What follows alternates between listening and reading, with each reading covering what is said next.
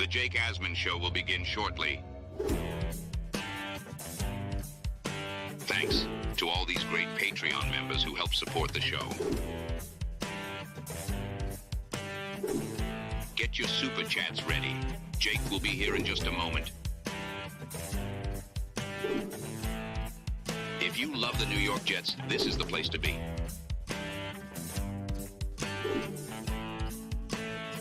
And now, the Jake Asman Show.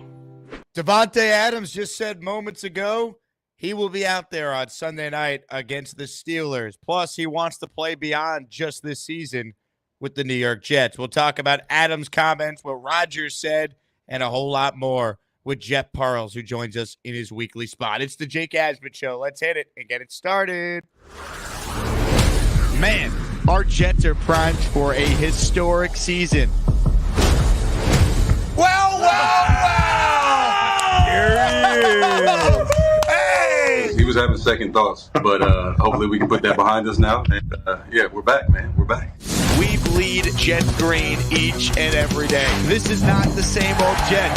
We have Aaron freaking Rodgers. We have Garrett Wilson. Let's go. We have Breece Hall. Please subscribe and hit the like button below. Super chat, baby. Cut the line. We have Sauce Gardner. We have Quinnen Williams. The Jet bandwagon is loaded. Now it's time to talk all things New York Jets. It's the Jake Asman Show.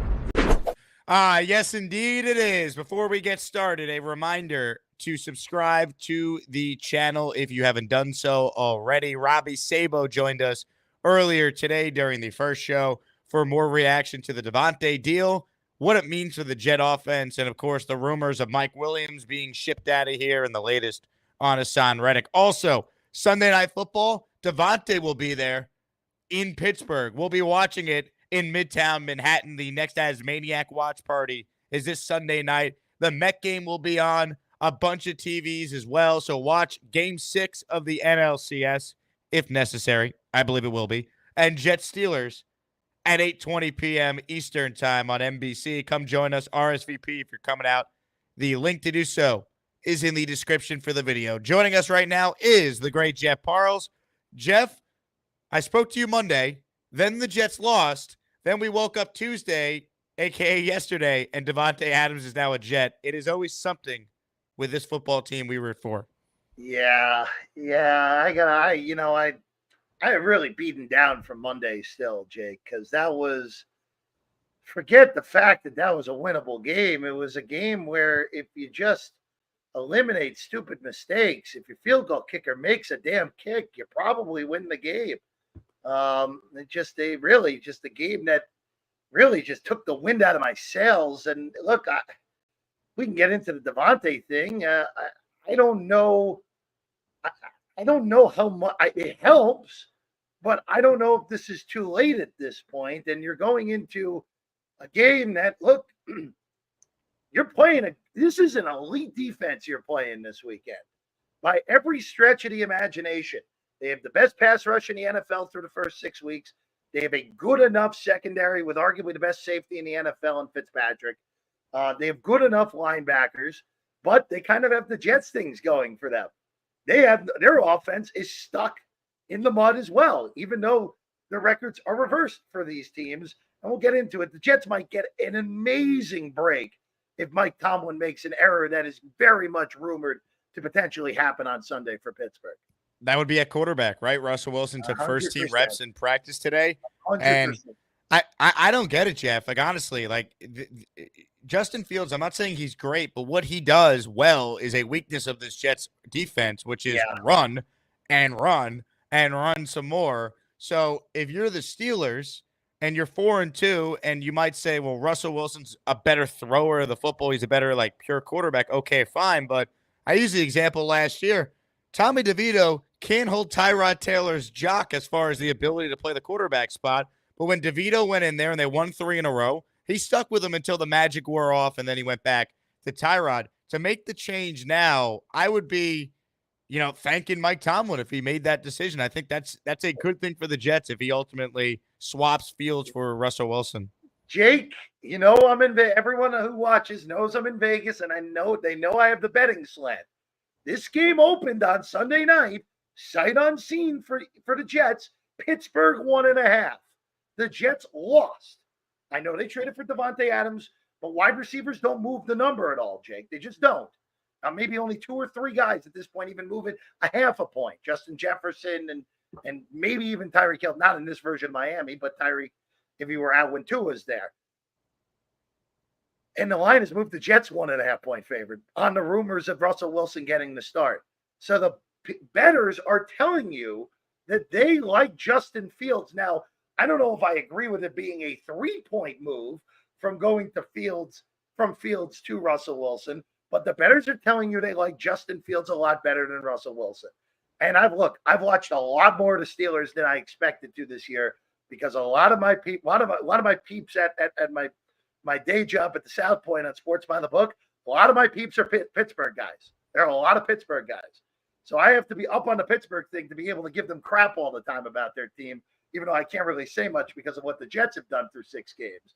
But this offense's problems is the play calling. Yes, Fields had that one sequence last week against Vegas where he missed 3 throws in a row, and everyone seems to be calling him out and saying, hey, this is the why the Steelers long-term are not good for Fields.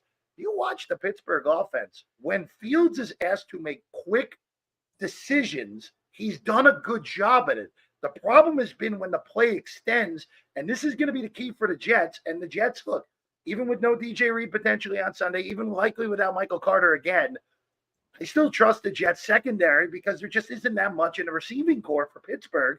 It's just a matter of shutting down a tight end, which has given this version of the Jets a problem for a few years, Jake. We know this. Tight ends have had big games against this team. But look, if Russell Wilson plays, look, it doesn't matter who plays quarterback. The Jets have to win this game regardless, because you can come back from 2-4 with a game where you're going to be a reasonably sized favorite next week in New England. Correct. You can recover. You can get the 4-4 and put yourself at, okay, we beat Houston on Halloween and you're 5-4 out of October. You know what? You can live with that. You don't love it, but you can live with it because you're over 500. And as we talked about 2 days ago, the AFC is very weak across the board. And if you get wins against Houston and Pittsburgh, that helps your tiebreakers when it's all said and done. So look, this is a mega game. I hope Davante Adams is actually 100% if he suits up. Again, I'm so sad about Mike Williams, man. I loved him in LA. The play against Tennessee, which I thought was the key play of that whole game, got me really excited for what Mike Williams could do once he got into this offense. And you know what? It hasn't worked. And sometimes stuff like this just doesn't work, Jake. And the Jets, look, they're all in. All the chips are in the middle of the table for this year and potentially next year. You got to make the playoffs at least once, assuming Aaron Rodgers sticks around next year. And look, making the playoffs this year starts with beating Pittsburgh on Sunday. And the betting markets is telling you they're supposed to win this game, but the fact that they're favored now. So you bring up Rodgers playing beyond this year. At his press conference before we went on the air, he was asked about that. I think this answer should excite every Jet fan. You know, I know you said you're going to see how your body feels and everything like that, but having him here, is that kind of like, yeah, I definitely want to play longer? Yeah, of course, man. Like I never thought this was possible. So having him here and then the ability to pair him with a budding superstar in Garrett Wilson, like, it's a pretty special combination. Oh, yeah, it is. Hey, Huga House, they're sponsoring this video. You see the hat Aaron's wearing? Get the same exact one or any of the hats from Huga House, 15% off with promo code Asman at checkout. And guess what? You buy one hat from Huga House with that code Asman at checkout. The second hat is 30% off. Check it out, hugahouse.com. The link is in the description for the video. Let's bring Jeff back on the show right now. You know, you listen to Rodgers there. He has always said he plans on playing beyond this year, but they restructured Adams' deal yesterday. Davante spoke moments ago saying he sees himself here beyond just this year. This, to me, just kind of reaffirms what we've been saying. It's this year and next year guaranteed with Rodgers, Davante, Garrett Wilson, Brees. This core on offense is now in place. Now they got to go out there and get it done because you're right. None of this matters if they don't beat Pittsburgh on Sunday to get back in the mix in the AFC. Look, if they lose on Sunday, It's pretty much lights out unless if they rack off 6 straight wins, which I don't think this team is capable of racking off 6 straight wins. No, they would give you no evidence where that would even be a remote possibility. There's no evidence to see that this team can rack off more than 3 straight at this point, Jake. They're just not well coached enough. That's what it all comes back to. And even with Bob gone and Hackett relegated to the skybox at this point. And look, Downing did a nice job. Yeah. I thought Todd Downing did a very nice job. I thought the play calling was creative enough. There was still a few things that were stupid in there. But look, that's going to happen in the course of an NFL game.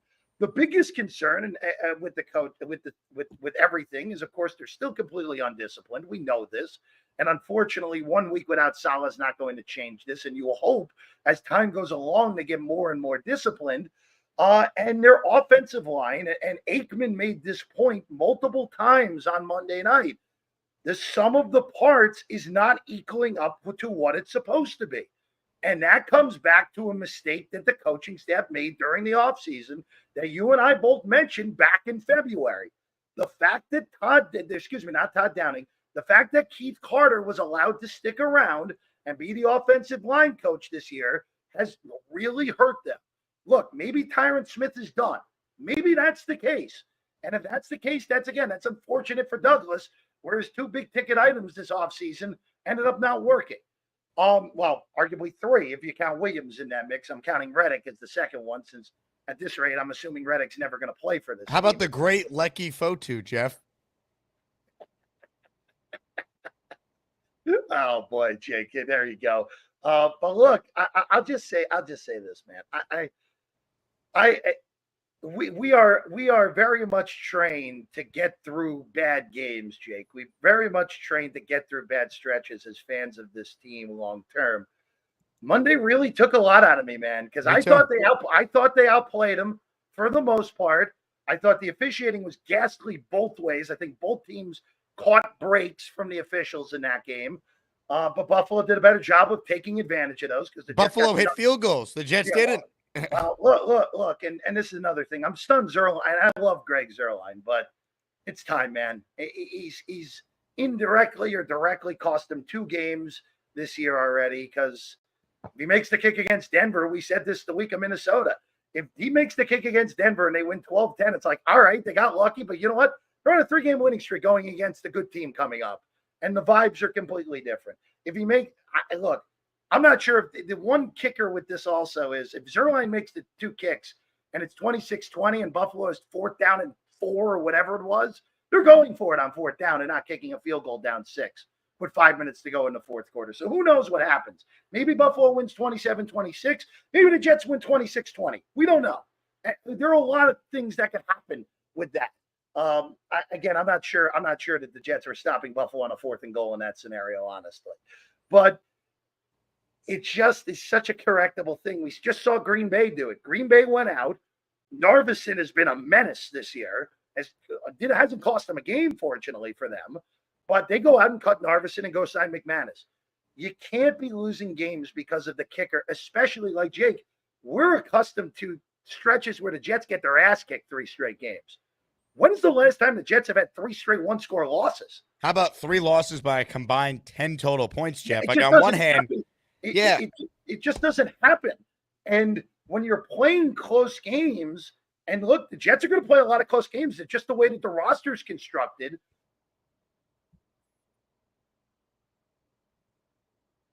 Did we lose Jeff? I think we might have. Now, this is a great shot. Everyone take a screenshot of this and please tag at Jeff Parles on Twitter immediately. We'll work on getting Jeffrey back. In the meantime, let's hear more from Aaron Rodgers. He spoke earlier, and this was Aaron Rodgers talking more about Davante Adams and this offense with Davante in it. It was frustrating Monday night, but it really my left flew us moment call to hear his voice Monday night. Well, it was actually Tuesday morning because it was almost 1 o'clock. And I got to see him on Tuesday, yesterday. And then he's staying with me for the short term, so went right into some of the signals, and he was about 95%. And he knows kind of the original to the second iteration, to the third, and on down. So his knowledge of the game is pretty extensive.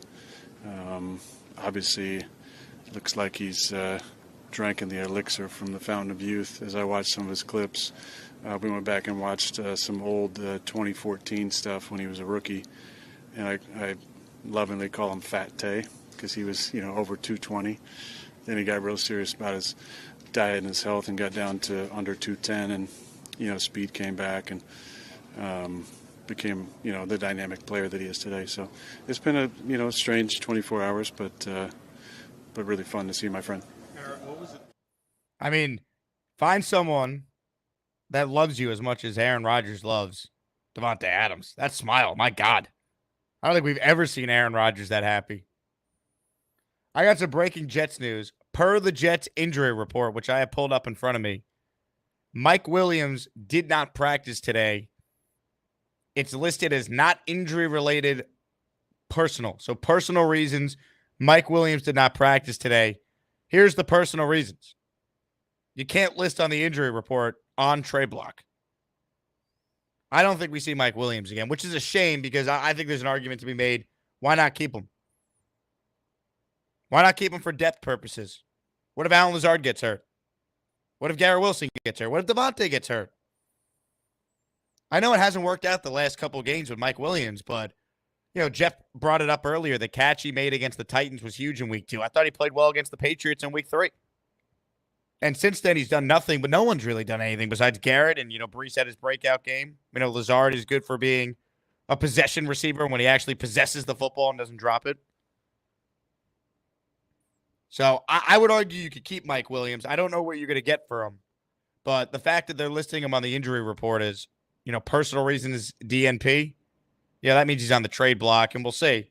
I mean, if you could clear his cap number and then use it to help get a defensive lineman that could give you 20 snaps against the run or some depth on the offensive line or something, okay, fine. But typically you don't really see player-for-player trades. It's more along the lines of player for draft picks. So I don't know what you're getting for Mike Williams. I mean, we saw Amari Cooper go for a 3. Davante went for a conditional 3. Can you get a 5th for Mike Williams? Is that worth it? Maybe it's a classic. We're going to do right by the player because he doesn't have a role now with this offense featuring Garrett, Davante, and Lazard as your big 3. We'll bring Jeff Parles back in right now. His internet is working. Jeff, whatever. This is all Cox Cable Internet's fault. It just keeps freaking happening. The screenshot of you frozen was all time. Hopefully someone did what I asked them to do. They screenshotted it and then tweeted you. Be like Shrek again, which we were, you and I, the only potential positive with the loss from Monday is you and I don't have to freaking get spray painted in green on Halloween now. Sorry, Neil, not happening now. I'll just to go off what you were finishing up there with Mike Williams. It really is sad what happened here because Jake, again, I thought this was a home run signing, cheap, a make it or break it year for Williams after his big injury, and now again, look, he's going to get dealt. But the one thing I will say though is, if I'm another NFL team out there, I'm not trading the Jets anything. I'm just waiting because the Jets are going to cut him. Like, I really do believe that. I would like the Jets to keep him around because then you have 4 guys who are legitimate pass catchers at your wide receiver position if someone gets hurt. And look, if Davante's hamstring injury is real at all, it's not a bad thing to have someone who's capable behind him. So we'll see. We'll see how it all plays out. But that screams, hey, we're working on a trade for Mike Williams. The fact that it's DMP personal reasons today. Do you want to see something very cool, though? For the first time, this is when Davante Adams is actually a New York Jet. Take a look. Excuse me. Anyway, injury report.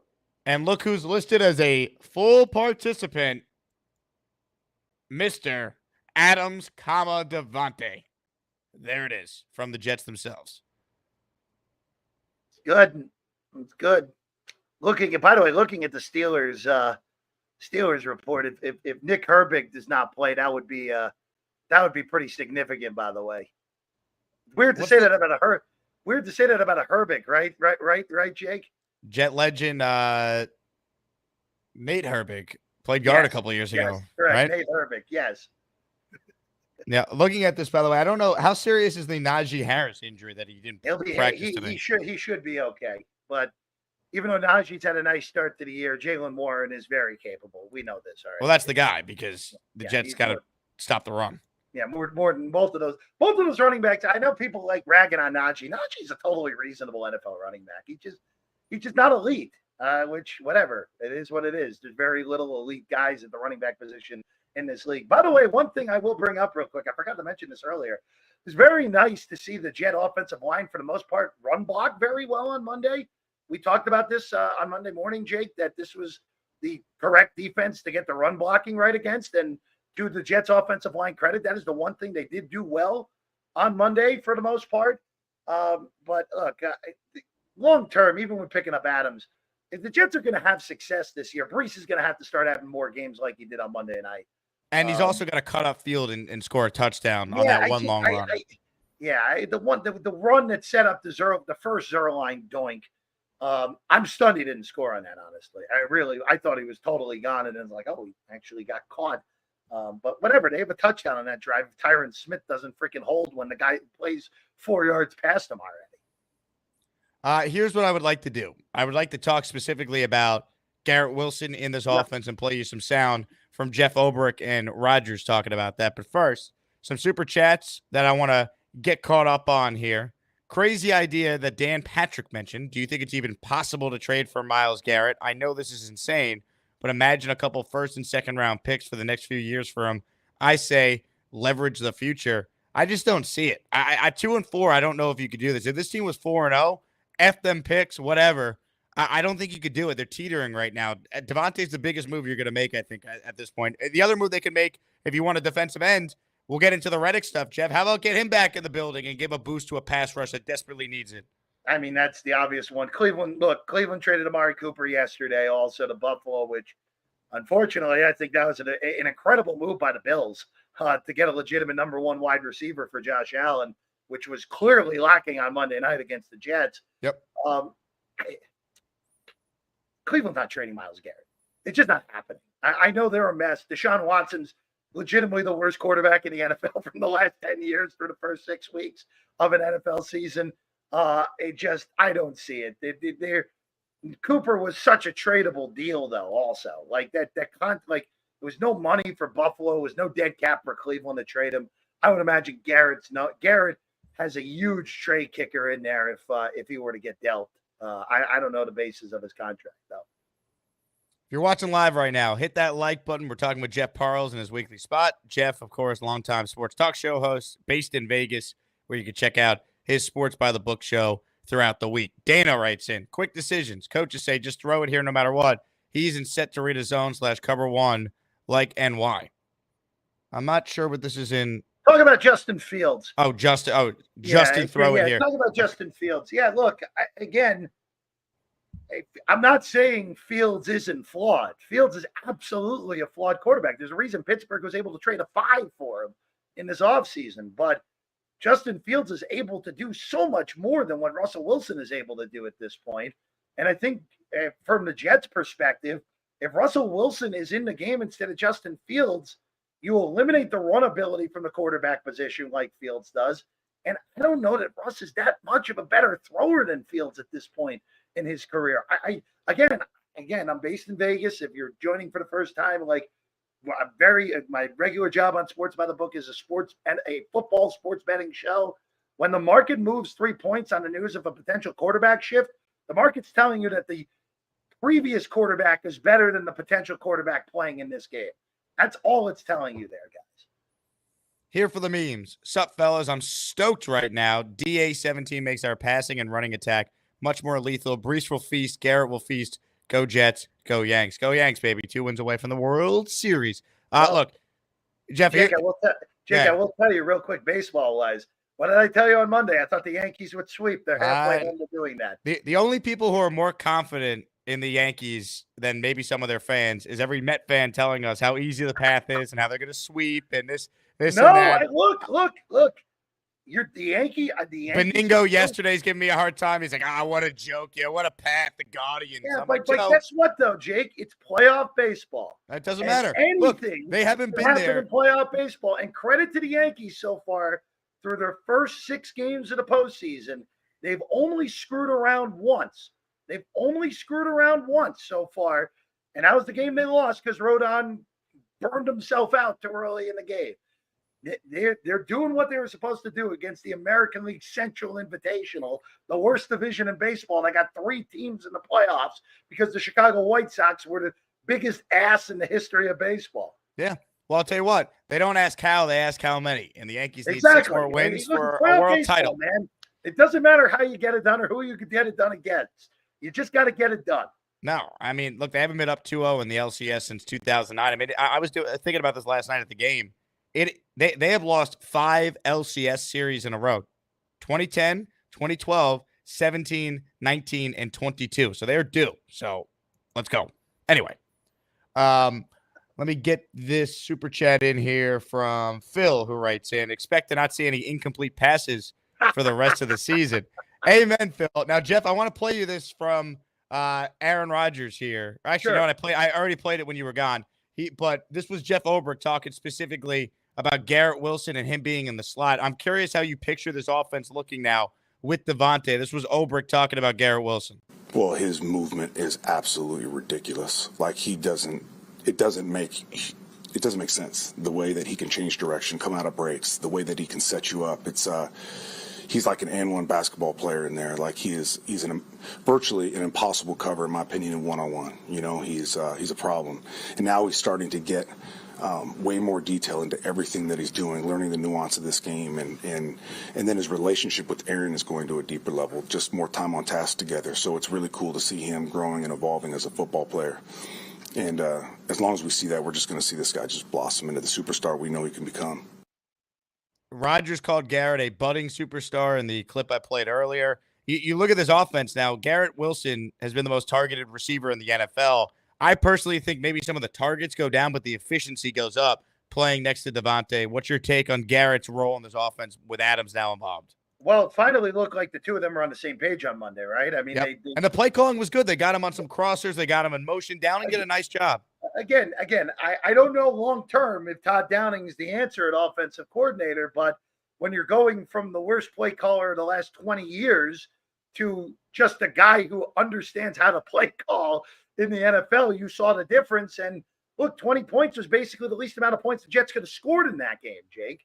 They very easily, with the correct red zone efficiency, could have been in the mid-30s in that game, which now will work itself out. They'll get more efficient as the year goes along, you would hope, with Aaron at the command. Look, I think the biggest thing that I want to see is I want to see them stretch the field with Garrett Wilson more. How many times have they attempted a pass over 25 yards in the air to Garrett Wilson? 3 times this year? We saw it once on Monday night on a play that got called back because of whatever nonsense the ref called on the Jets that wiped out that 50-yard pass interference. I want to see more shots down the field with Garrett Wilson because he is more than capable. The one interesting thing with Garrett Wilson, and Kurt Warner brought this up a few weeks ago, I forget if it was at Eisen or with someone else, that Garrett Wilson almost wins too quickly off the line of scrimmage. And I think giving him more routes down the field is going like more fly routes, more goes, more routes that are 20, 25, 30 yards down the field. I think that can only help Aaron Rodgers and Garrett Wilson. And of course, look, Jake, you think that teams are going to have an easy time stopping double slants with Adams and Wilson on 3rd down and 5 now? Like, good luck. Good luck trying to defend that. So, look, again, a lot of this falls on the quarterback, man. It's on him. Aaron Rodgers does need to play better. I do need to mention that. He does need to play better. Because, look, Jake, how many times in his career has he gone 3 straight games with the potential for a game-winning drive and go 0 for 3? I don't think it probably only happened once or twice in his whole career beforehand. We need a little bit better play out of Rodgers. You get a little bit better play out of Rodgers, the Jets should win their next 2 games and get to that showdown on Halloween night against Houston, which then becomes we talked about Monday being a pendulum game, went the wrong way. If the Jets beat Pittsburgh, which is the next pendulum game, beat New England, and then beat Houston, rack off 3 in a row, 5-4. All right, guess what? you're probably sitting in the 6 hole in the AFC with the way that conference looks right now. Yeah, I mean, that's what helps them, that the conference is weak. Now, I will say this. We did show you the injury report earlier with Davante being a full participant at practice. This was actually earlier outside the Jet facility, a live look at Davante Adams.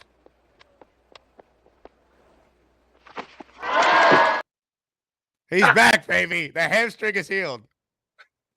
Where's Johnny Depp when you need him, man? Have I ever told you my Willy Wonka story? No. Oh, I can't even imagine where this is going, my friend. Okay, so you're going to have to stay with me here. Gene Wilder, who obviously the great Gene Wilder, R.I.P., he played Willy Wonka in the original, of course. A friend of mine was his neighbor growing up. A friend of mine I went to college with. Okay. And I want everyone to know that Gene Wilder did not give out Halloween candy. Willy Wonka did not have Halloween candy. I find that remarkable. That's pretty ironic. That's pretty fun. That's a fun little tidbit. Oh, man. That's funny, Jake. Just had to share that. Anyway, real quick, this is what the screenshot looked like when you were gone. You looked like you were taking a trip to V-Man's room. I've never looked better, man. Holy hell. Wow. God. Look at V-Man all tucked into his bed there. You know, V-Man looks very comfortable. I, on the other hand, look like I'm about to pass out, though. You look good. You look good. I know you got to run a little earlier than normal here, so let me rapid fire through some other things I want to get your takes on, then we'll mix in some calls at the end. Haason Reddick, your thoughts on where things are with that? Is he going to be a Jet? Is he never going to play for the Jets? I mean, the twists and turns with this saga, it never ends. The latest being yesterday, the Jets allowing his new agent, Drew Rosenhaus, to seek a trade. My question is, who's trading for the guy now when no one wanted him back in March? You know what? The Lions are the only one to make any sense, man. It's the only thing that makes sense, Jake, because we're not seeing Aiden Hutchinson again this year. We're just not. We've seen that type of injury. That's a long road ahead for an elite young pass rusher in Hutchinson. They have the picks. They kind of go off of what you said before when the Myles Garrett question popped up of when you're on the cusp of winning a Super Bowl, do what the Rams did and just do F them picks. Like, in all seriousness, like, who cares? You can trade. You could overtrade for Haason Reddick here if you're the Detroit Lions. Well, a trade for him, though, you did see the stipulations in the deal that the Jets would lose their second-round pick in 2026. You know what? If Detroit gives them there, too, okay. Yeah.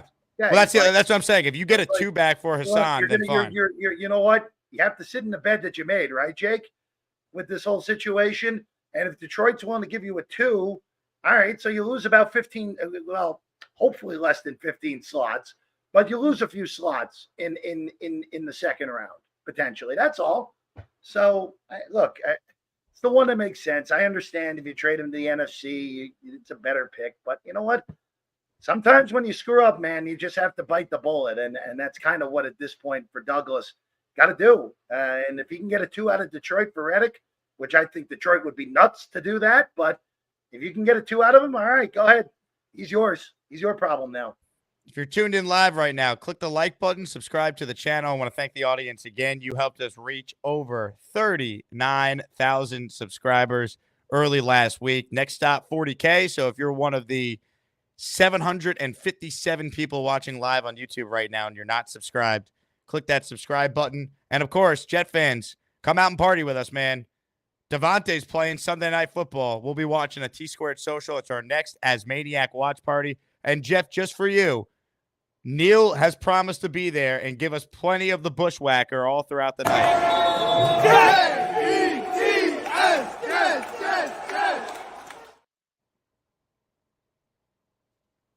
Oh, yeah.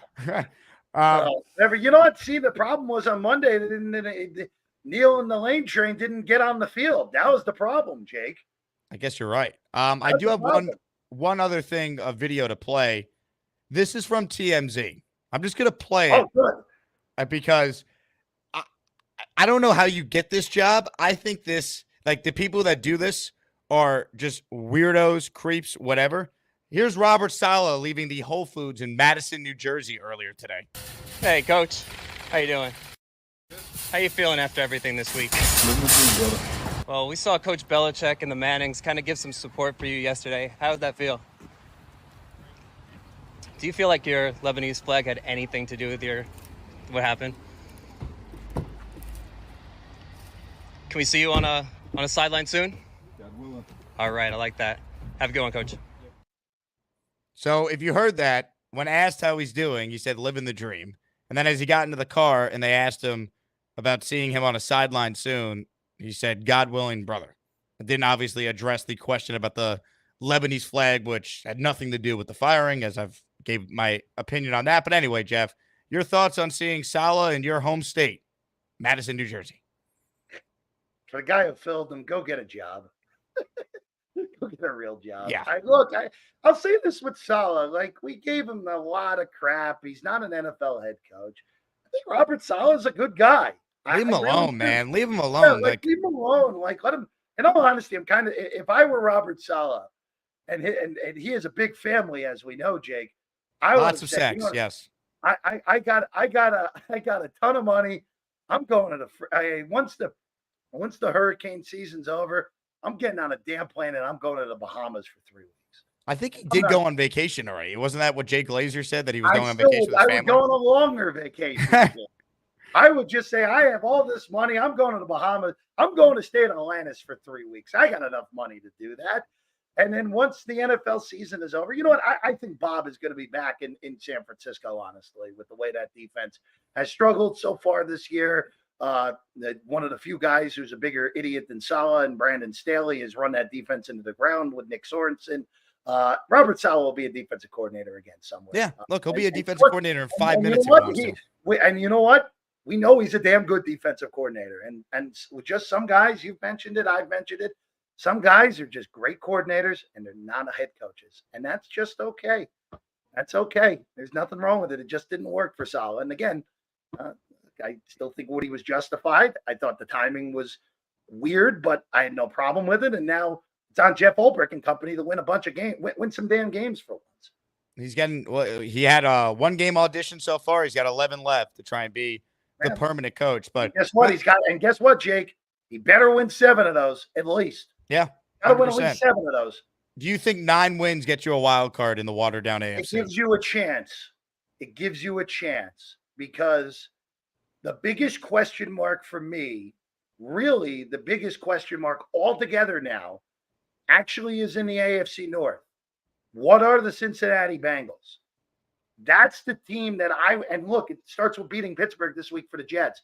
Yeah, I would keep a lot of eyes on Cincinnati because I think that defense, even with last week against the Giants, which had more to do with Daniel Jones, more so than anything, that defense still sucks. And Burrow's having this amazing season so far, and they're 2-4. They're the team that I want to. Them and the Jets are pretty similar. They've just had a little bit of different issues so far through 6 games. One of the 2 teams between the Jets and the Bengals, I believe, will make the playoffs. I just don't know which one of the 2 will get there when it's all said and done. That's the team I'm monitoring. Not worried about either of the other 2 teams in the AFC East. Miami's terrible. New England's terrible. The AFC South, Indianapolis is the only team other than Houston that's even worth a damn. And guess what? The Jets get them at home. And you better win that game against Indianapolis in a few weeks. And then, look, the AFC West, Chargers are the only other team that's a real threat. Denver will fall apart. They'll end up at 7 wins. I'm not worried about them. And then, look, you beat the Steelers and have the tiebreaker over them. You both land 9-8. Guess what? You get in over Pittsburgh if you beat them this week. So this is a huge game this weekend, Jake. It really is. Well, to your point, you look at the Jets' schedule, and according to Michael Nania, their DVOA remaining is the 6th, or is actually the easiest in the NFL. So they have played the 6th toughest schedule by DVOA so far. Now it's the easiest the rest of the way. Some of the teams you mentioned they're competing with for potentially a wild card spot, they play head-to-head. You bring up Pittsburgh, they play Indy. Like, we're talking about some teams that you directly get a chance to have tiebreakers over. So that's why, this game's obviously huge for a lot of reasons. You're 2-4, you can't be 2-5. But we know Mike Tomlin always has this team at least 9 wins because they always have a winning season with him. So you got to win this game Sunday. That's the point. You got to get it because Pittsburgh, like you said, did you know Mike Tomlin's never been under 500, Jake? Did you know Ryan Fitzpatrick went to Harvard, by the way? Exactly. It's a huge game. And look, I don't know. I genuinely don't know what will happen because I was fully prepared. If I knew Justin Fields was the quarterback this week for the Steelers, I would say Pittsburgh would probably win the game. Really? I do. What Aikman said after the game to SVP, where he said, I don't know where the Jets go from here. Even with training for Davante Adams, I'm kind of with him. Like, that game was such a soul-sucking loss the way it went down, where I thought the Jets outplayed Buffalo in your building, and you still managed to lose. It's very difficult to overcome on a short week. Here's how we overcome it, baby. The vibes have been restored. I hope Davante's healthy, but look, this is why I'm being wishy-washy with this, Jake.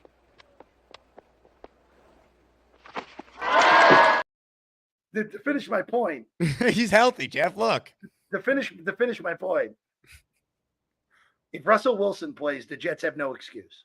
They have no excuse if Russell Wilson plays a quarterback for Pittsburgh this week, because he is a bottom-tier quarterback who cannot really move at this point. So that's where my head's at more than anything, Jake. And if the Jets win, you know what? Go to Foxborough, beat the hell out of a horrible team for the second time in 5 weeks. And then we have a very different discussion 2 weeks from now, going into a game against a team in Houston that, look, you destroyed Houston last year when your team wasn't any good at all. And now you get a crack at them on a short week with them doing a lot of travel. And you know what? As weird as it says, as this may stink, I think the Jets benefit from short weeks. You saw that already this year, where Rodgers was the freshest he was all year after a short week. Completely agree. All right, Jeff, I know you got a couple minutes left, so let's get to a call or two. The Hamburger is first up today. Hello, Hamburger. Hey, what's up, Jake? What's up, Jeff? How you doing today? Great. Good. I just want to hit. I want to ask two questions, and first, I just want to hit on Fireman Ed. Being there on Monday night, I saw him one time, and then the rest of the night, all we saw was this guy dancing and practicing dance moves with other people, bringing him in. It was like choreographed, and it was awful. Like, I don't even think that people knew what they were doing. So that's what I meant when I said the other night, when I said the crowd was quiet. There was no JETS, Jets chant.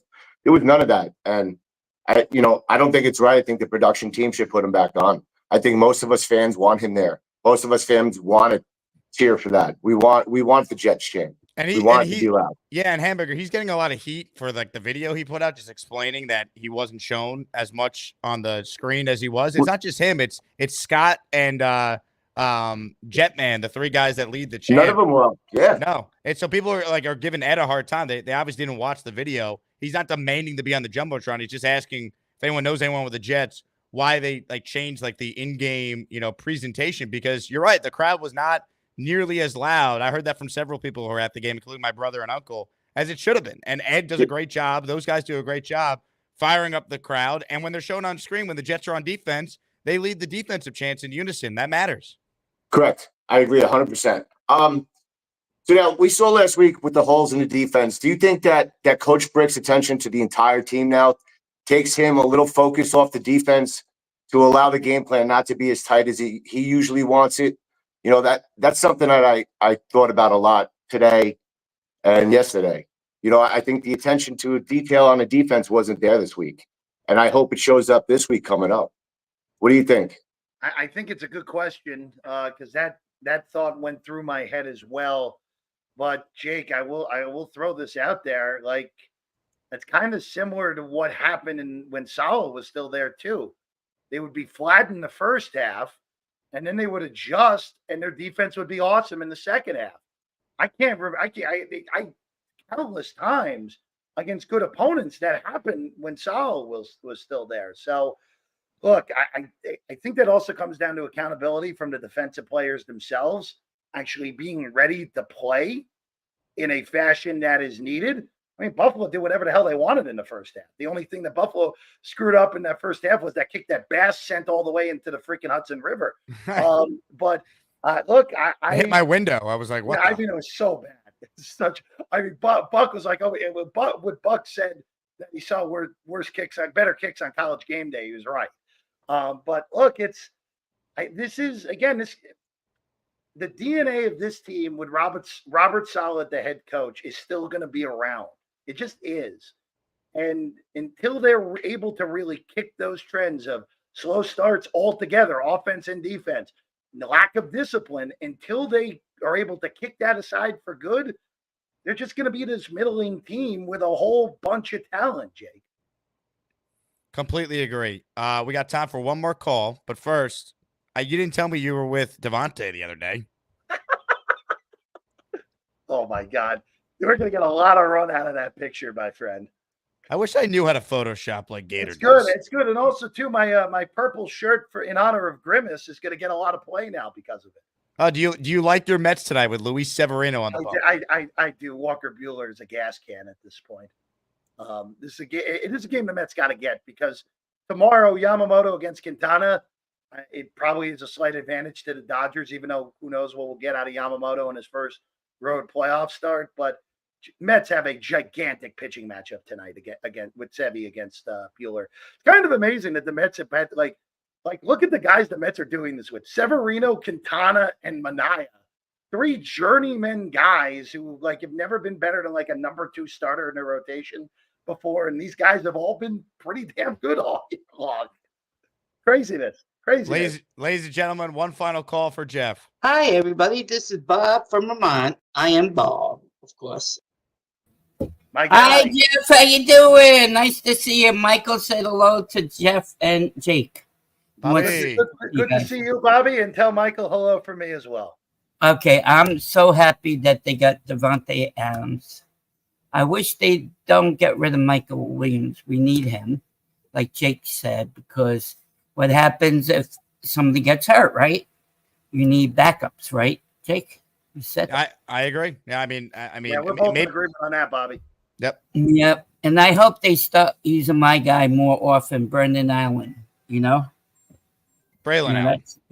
Braylon Allen. Sorry, You're good. Okay, so I hope they use him more in the offense. But I think our coach is good. He's a good guy. And then if I was Sal, I would have told those guys to kiss my butt. Shut up. Yeah, I would have told, leave the poor guy alone. You have no reason to be there, idiots. So you would put the TMZ camera guy, you would put his butt on a stick? Is that what you're saying? Yep, I would. Yep, I would tell him in person. I don't care. I really Saleh don't handled care. that very, very well. I'm a different person. If somebody gets in my face about losing the job, I'm gonna, I'm a little Irish man. I get pissed. You know me. You're a little Irish man. Yeah, I'm Irish. I get pissed off very easy. So when they Is get your real mad- name Bobby O Midnight? Oh, midnight. No, you better not put anything in there. I I'm thought you were breaking up, going Jeff. to say Bobby McMidnight there. Bobby I'm- Midnight. Yeah. Oh, can Neil come on? He has to won't to get. I don't want you. I said Bobby Midnight. The locker room with Bobby Midnight, Neil. He wants to know where. I can't wait. By the way, Bobby, I at some point I gotta hop on your show. Yeah, you do. Matt O'Leary came on. That was awesome. Bobby, Jake comes Bobby, on. we ever figured out who that gentleman was that really aggravated you that one show? Which one was that? Goober. Jake, you know what I'm referring to. Was that Goober? Oh, right? Gator. That was Gator. It was Gator. Okay. That was great stuff from Gator, Bobby. I still. Oh yeah, no, it was not great. I apologize to him, but he's not talking to me. So. You getting a call, Bobby? Yeah, from Michael. Yep. He said been on the hello phone to a you. lot lately. Oh yeah. Yep. He was on my show with Addison's phone because my phone stinks. But he finally got Google Chrome to get on to because he used Safari, so I told him to use Google Chrome. Now he could get on my show later. All right. Well, Bobby, The Jeff's got to go, so say Safari- goodbye to him. Yeah, Bobby, Jeff, you have a great day. It's nice talking to you, my friend. Jake, Of course, too. always love talking to Bobby. As I always say, Jake.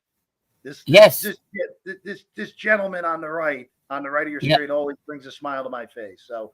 And Bobby, you keep- bring a smile to keep my being face, you, so my does friend. Jake. Nice to see you. appreciate it. What's the next day? Wednesday? I'll be back next week. I promise. Okay, we'll see you next week. Bye now. Sounds good. Well, you I'm know, done. I need to find Matt O'Leary. He's supposed to come on my show. I want his butt on a stick. Bobby. Oh, even Matt O'Leary's getting it now? Look, Matt O'Leary, his butt was on the stick over the summer, in the preseason, and then he appeared on the Bobby Midnight Show, and his butt was no longer on a stick. Oh, man. All right. Well, Jake, as always, pleasure. I'm sorry I have to jump off earlier than usual. I have something I got to take care of in the next 10 minutes. So everyone out there, look, I hope the Jets win. I really do, because it's going to be, I don't want to say it's going to be a morgue next Wednesday if I'm in here with the way I'll feel, but it's pretty close to the season being cooked if they don't win on Sunday night. I hope they find a way to get it done. And I really hope Pittsburgh starts Russell Wilson. I really do. I really hope they screw that up and start Russ instead of Justin Fields this week. Jeff, all the love. Good luck to your baseball team. Good luck to yours. I hope we see each other in the World Series, my friend. I know you don't, nope. But I do. Ladies and gentlemen, Jeff Parles in his weekly spot at Jeff Parles on Twitter, Sports by the Book host in Vegas. He joins us every Wednesday. He gave us a Monday spot this week because he was at Citi Field last week watching his Mets, and now he's back in Vegas. Ladies and gentlemen, here's what you need to know if you're tuned in late. Davante Adams will play Sunday. Jeff Ulbrich says he expects him to be out there. I mean, Adams told you yesterday he was going to play, and then he spoke to the media locally today. I don't have any clips from that because I started the show and then he spoke, but we heard from Rodgers talk about what it does for the offense, what it means for Garrett Wilson. Rodgers, if you tuned in late, I think this is the bigger takeaway from anything he said today, talking about his future. I know you said you're going to see how your body feels and everything like that, but having him here, is that kind of like, yeah, I definitely want to play longer?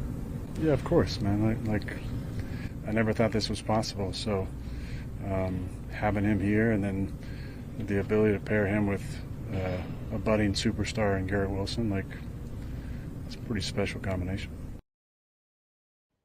Yeah. Is it too little, too late? I don't think it is, but you got to win on Sunday.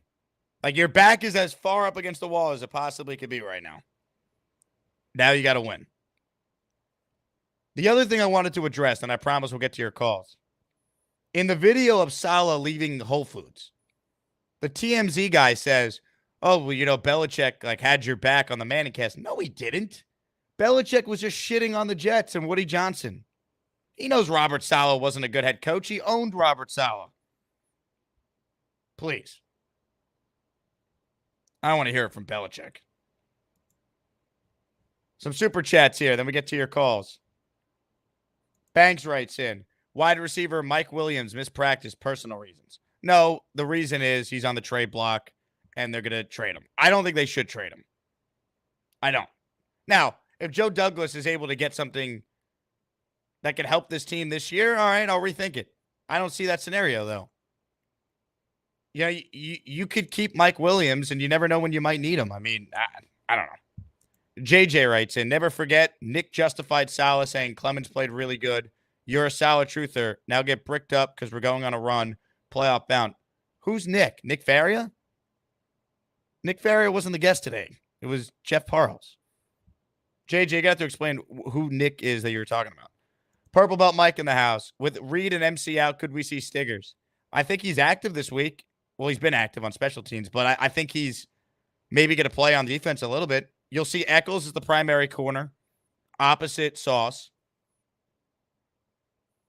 And I think you'll see a lot of Isaiah Oliver, who I actually thought played pretty well watching back some of the film last night. Ulbrich shouted him out today at the presser, too, so I guess I wasn't alone with that thought. Dark Knight Steve in the house. Sorry, Steve, I just saw this. Jeff, what's the bet with the Mets this series? Prediction from Vegas. Jeff did say he liked the Mets before the series started, for what it's worth, Steve. I could text him personally for you and ask him what the feeling is in Vegas. Michael writes in, play JBC outside and Eccles corner in nickel. Don't want to see Ashton in slot. Oliver at safety. We need Carter back. Carter's not playing this week, so you're going to have to get by.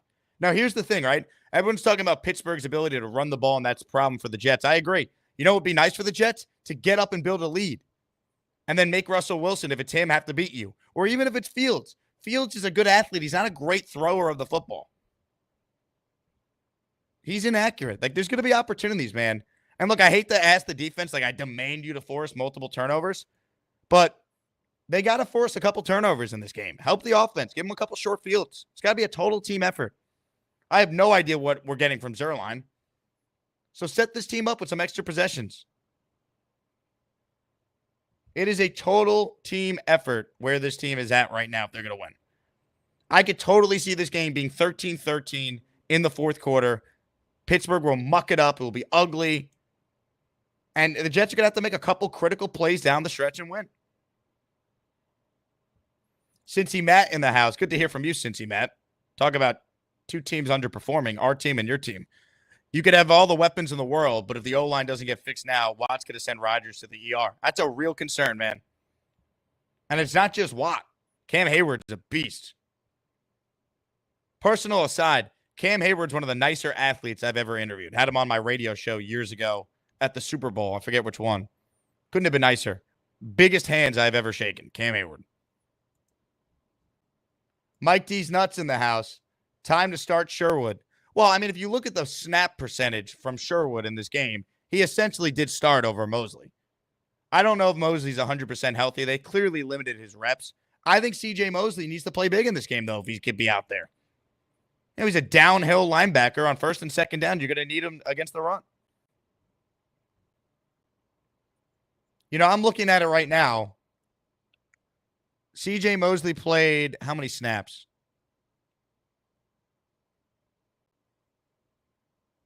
Hold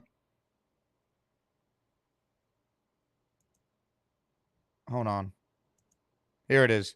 C.J. Mosley played 9 snaps, which was 13% of the snaps in this game this past Sunday. Or Monday night, excuse me. Jamie and Sherwood played 99% of the snaps. He's basically starting already. Now, do I think Mosley plays more this week? Probably. Because he, in theory, should be healthier. You know, I'm looking at the Jet injury report right now on my second monitor in front of me. C.J. Mosley was not listed on it, which is a good sign. That means he wasn't getting any extra treatment. The way the injury reports work in the NFL, if you're in the trainer's room and have any sort of treatment, you're on the injury report. By rule, you have to be. So Rodgers today, ankle, did not practice. It was a walkthrough, though. So Wednesday's practice participation's in estimation. But it's a good sign that C.J. Mosley is not on it. Now, one thing I'll say, Tyron Smith was listed as a limited participant with a veteran rest day. Maybe he should practice this week. You know, I don't know if I want to throw Olu out there at left tackle against T.J. Watt in his first game at left tackle, but if Tyron doesn't have it, you have no choice but to try something different. One hit from T.J. Watt, this whole season's over if Aaron Rodgers goes down and is out for an extended period of time. You know, the whole premise of Tyrod is he can win you a game or two, but if you lose this game and you're 2-5, now you're facing must-wins with Tyrod Taylor, it's totally different. I don't think any of us thought the Jets were going to be 2-4. I looked at the schedule when it came out, and I felt like they were going to be 4-1. 3-2 at the bare minimum. Definitely felt good about their 4-1 possibilities when they smoked New England and looked good in primetime. Never could have imagined they'd lose 3 straight after that. I don't know if anybody could have. Crazy. Hit the like button if you're tuned in. Today's Jake Asman Show is presented by Copper John's Beard Company. I trimmed up my beard earlier, and I used several Copper John's products for my beard, including the Copper John's Fine Beard Oil to make your beard smooth, smell nice, look nice, and most importantly, doesn't itch. That was my big thing, right? Until I started using Copper John's products, I would always complain about facial hair making your beard or your mustache itch and not look nice. Copper John's, you don't have to worry about that. Check out their website right now. They have a variety of different products for you, whether it's their beard balms or mustache wax or the beard oils to make your facial hair look nice and smell nice. Check it out. It's copperjohnsbeard.com. I'll show off some of the products I have in my hand here. Got the beard oil. They also have fine cologne. So it's not just beard products. It's any of your men's grooming needs from Copper John's. And 2 new products I want to highlight. Copper John's Revitalizing Hair Serum. So if your beard struggles to grow, and this is for all men to use on any part of your facial hair, this will help it grow. Trust me. And this is what it's called. I'm just reading what it's called. The Copper John's Ball Wash. That's right. You use it exactly where you think you're supposed to use it. and it does wonders. I will leave it at that.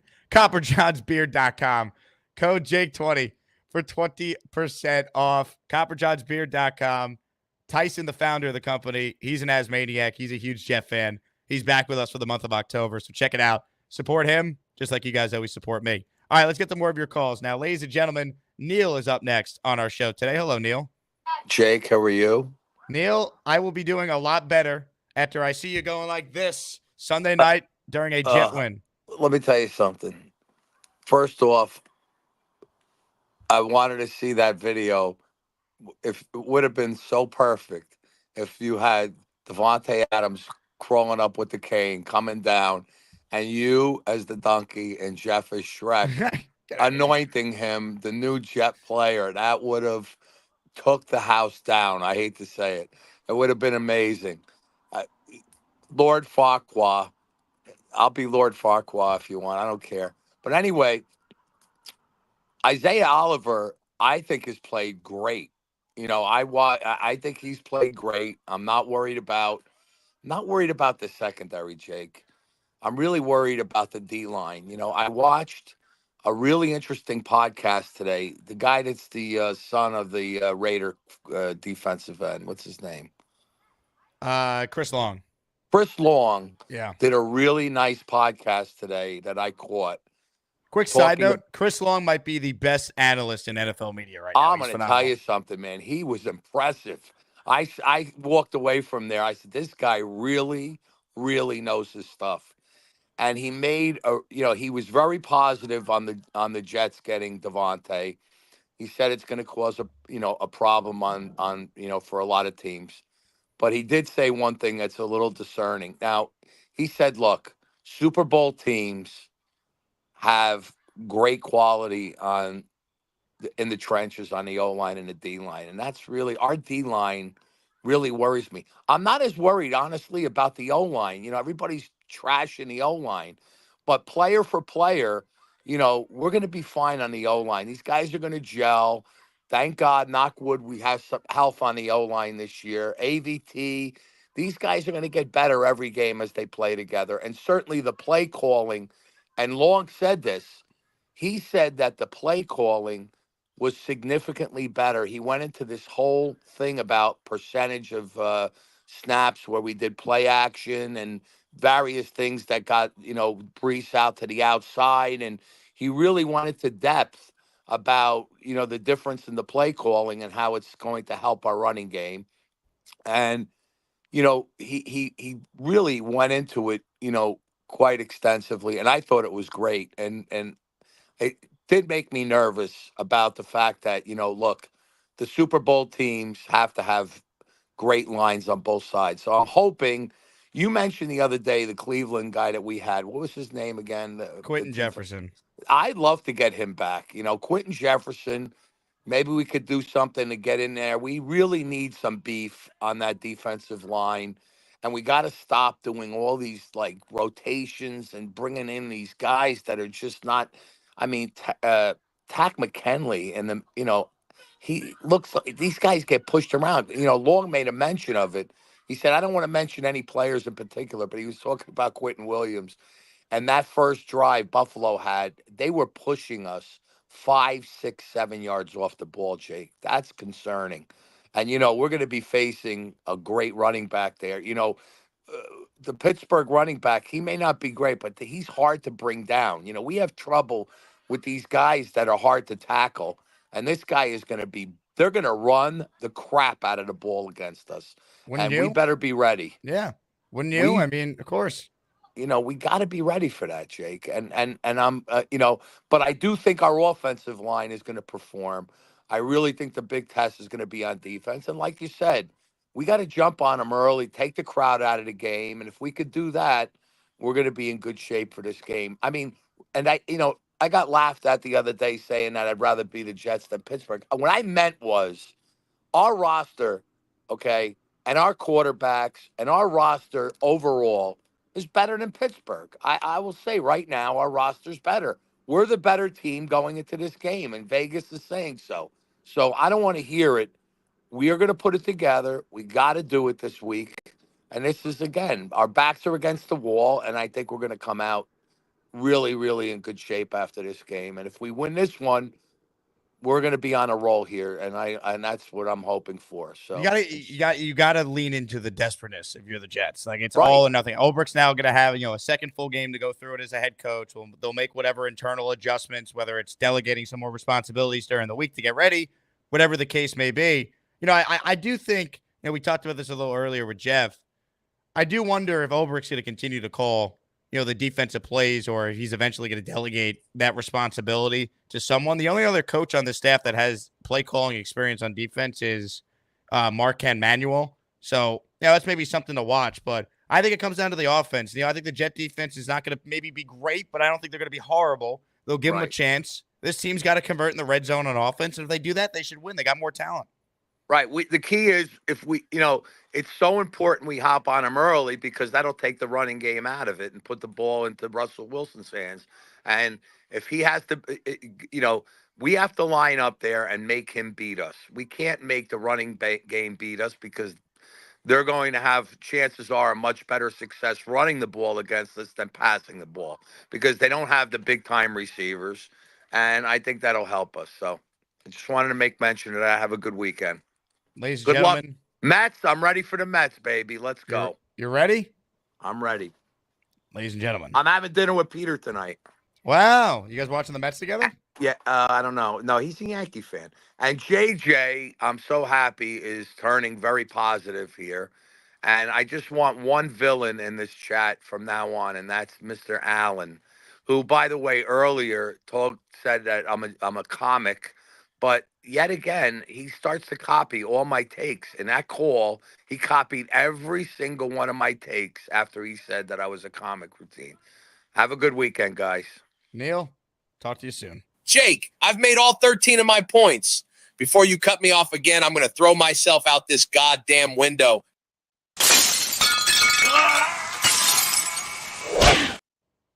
A Neil dinner with Peter Castro. Now, the Met game's at 8 tonight, so you do have some time to get a little dinner in before the game. 8:08 first pitch, or is it 8:07? One of those, random times. All right, couple super chats here. Indomable writes in, getting Davante gives me Braylon vibes in 2009. Team got on fire after we got him, and we went to back-to-back AFC championship games.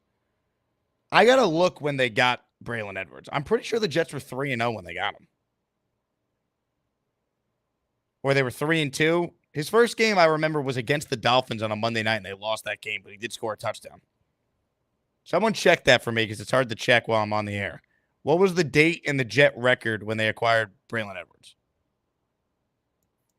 Story Lynn. Definitely would rather play Fields than Russell Wilson. Wilson win streak last year, beat the Bills on the road.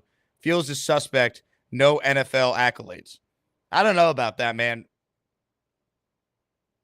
Fields does something that Russell Wilson doesn't do. He's mobile. He could get out of the pocket and extend plays. We saw that be an issue for the Jets against a bunch of quarterbacks over the years, even when this defense was better the last few years. Running quarterbacks have given them some fits.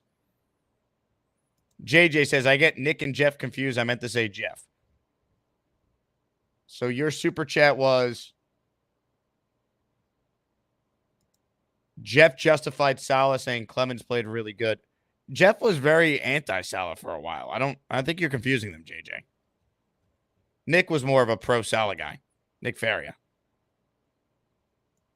Jeff was the one telling you, by the way, that he never thought Reddick would play for the team. This was over the summer when we had him on the show. And Jeff also was predicting a year 2 leap for Will McDonald like Jermaine Johnson when that was an unpopular opinion. Okay, the Jets were 3-1 going into Miami when they got Braylon. Yeah, okay. I knew they were.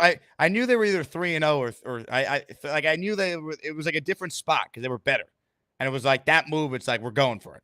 Like we don't care if we got a rookie quarterback, we got an elite defense, an elite running game, an elite offensive line. Look, it wouldn't surprise me if Davante scored on Sunday. It really wouldn't. They got to win the game though. I don't care if he scores a touchdown or not. As long as they win, that's all that matters. The different. I heard J.J. Watt say this on with Pat McAfee today. He's right. There's such a difference between 3-4 and 2-5. There really is, man. Curly says, funny enough, they lost the next 3 after the trade. Yeah, that's because you had a rookie quarterback who just was struggling, right? Teams adjusted to Sanchez, and it got tough. That year was so crazy. I mean, the own head coach, Rex, said they were eliminated after that Atlanta loss at home, and they weren't. And then you can thank Jim Caldwell for taking Peyton Manning out of the game in Indy and putting in Curtis Pinker, and the Jets stealing that, beating the Bengals in the last ever game at Giants Stadium, and then going on a run. And by the way, if the Jets go on a run this year with Davante to an AFC title game like they did in 2009, you'd be happy to give Vegas a second-round pick because that's one of the stipulations. Comments, questions, super chats. We'll cut the line. Thank you to the 600-plus people who are tuned in right now. You guys are truly the greatest for supporting this channel. What a week it has been for the Jets. It feels like the Jets have had like 7 different seasons already this year. I mean, some teams never have the amount of storylines we as Jet fans have to deal with on a day-in, day-out basis. Like, it really is amazing if you think about it. Like, the last 7 days for the Jets. Yesterday marked a week. So I guess it's really the last 8 days, right? Last 8 days for the Jets. Saleh fired. Jeff Ulbrich promoted to the interim. Wednesday, Ulbrich makes his first move, promoting Downing to the play caller and demoting, I should say, Nathaniel Hackett. Last Thursday, you had the Jets beat reporters in a spat online against Mike Florio. Saturday, we learned that Haason Reddick's agency fired him. Sunday, Reddick hires new representation. He wants to be a Jet all of a sudden. Monday night, they lose to the Bills in devastating fashion. Yesterday, Woody gives us an all-time line with this. Thinking is overrated. After they already acquired Davante Adams.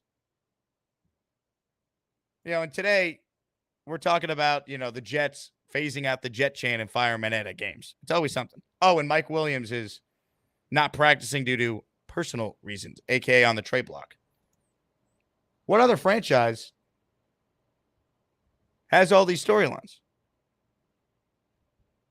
A huge shout out to Mr. Breakfast Sandwich himself, NYJ Matt, who had a tweet with the day-by-day breakdown. I think he's even missing some stuff in there.